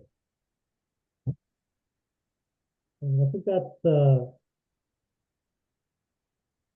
all that I needed to include. Okay. I don't have any comments, Madam Chair. I agree with Councilman Cohen. All right. Um, Mr. Muller, would you like to lead us into a conversation about the findings of fact? Yep. Obviously, this is an application for preliminary and final site plan approval, which is the plan has been discussed at length by both Nathan and the applicant. There are the three variances we talked about. I don't know if we need to talk about them anymore. And then there's a series of at least potential conditions that I'd like to go over with your sufferance now, Madam Chair. I'm going to do it in order of, first I'm going to take them from my notes, and then there's a couple that'll come from the reports, although not a great deal. There's actually not that many conditions. One is the artwork. You had suggested, Madam Chair, that go to the landscape committee. If the landscape committee was getting other matters, I don't know that they are. If not, the staff will review. But I'm not exactly sure what the review is going to entail, to tell you the truth. Well, first of all, I, having heard all the testimony and given the discussion we've had, I do not think that the landscape subcommittee needs to review the landscape plan again. If other members of the landscape committee who are here disagree, please say so. Okay. And so with that, I see your hand up, Mr. Lesko.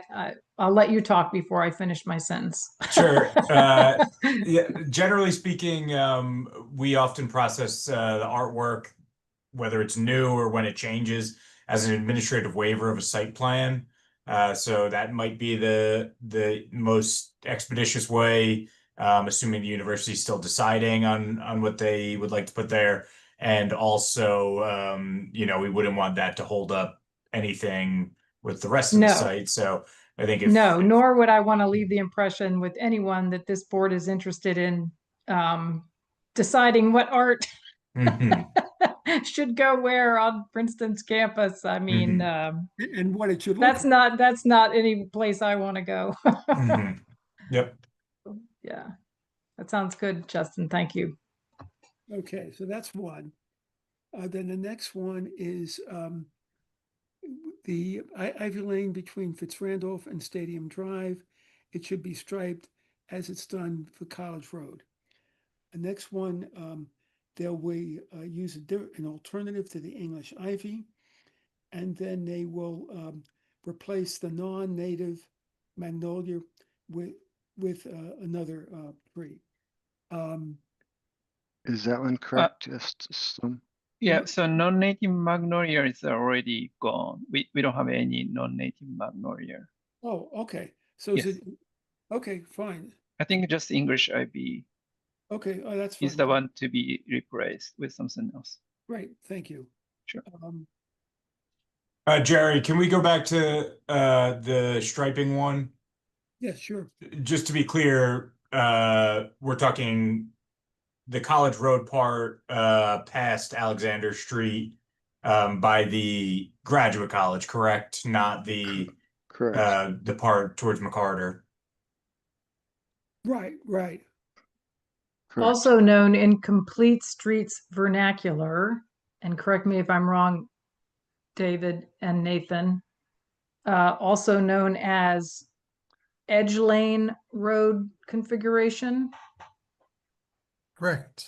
Is that 3 words, Edge Lane Road? Or is Edge Lane one word? It's 3 words at most.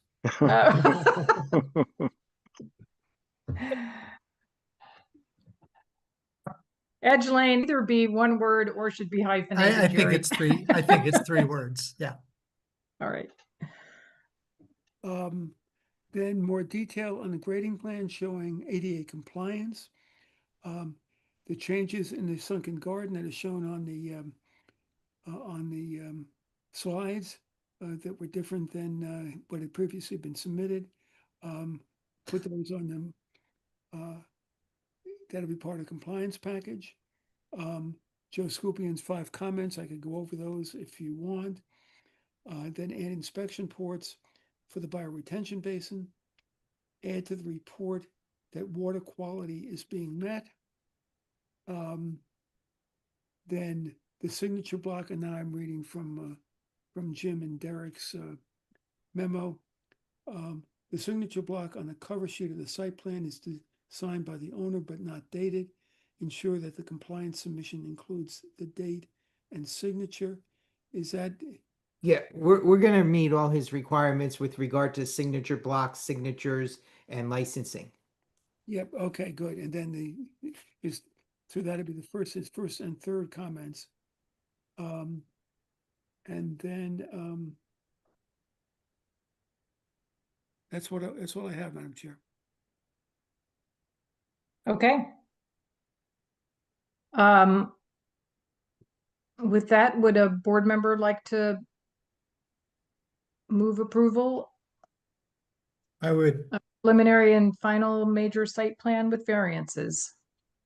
I would move that. Thank you, Councilman Cohen. Is there a second? A second. Thanks, And- Mr. O'Donnell. And the condition. Yes, with variances, yes, and given the conditions that have been enumerated here, yeah. Justin, would you call the roll, please? Certainly, Madam Chair. Ms. Capizoli, Yes. Mr. Cohen, Yes. Mr. McGowan, Yes. Mr. O'Donnell, Yes. Mr. Taylor. He raised his hand, but you're on mute, Jack. Can you unmute and Yes, I am. thank you. Ms. Wilson Anderson, Yes. Chair Wilson. Yes. Motion passes. Thank you very Okay. much.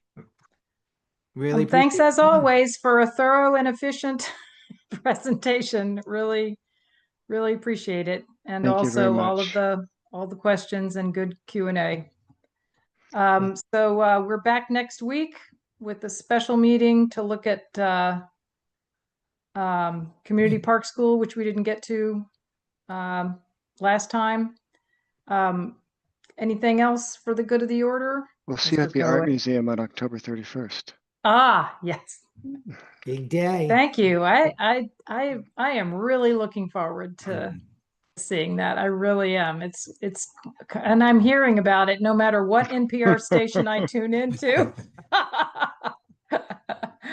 Blanketing the NPR, you know your audience. Let's just put it. Thanks for that. Mr. Cohen? I move to adjourn. Second. All in favor, say aye. Aye. Aye. Thanks again, everybody. Thank you. Good night. Thank you. Thanks. Thank you. Good night.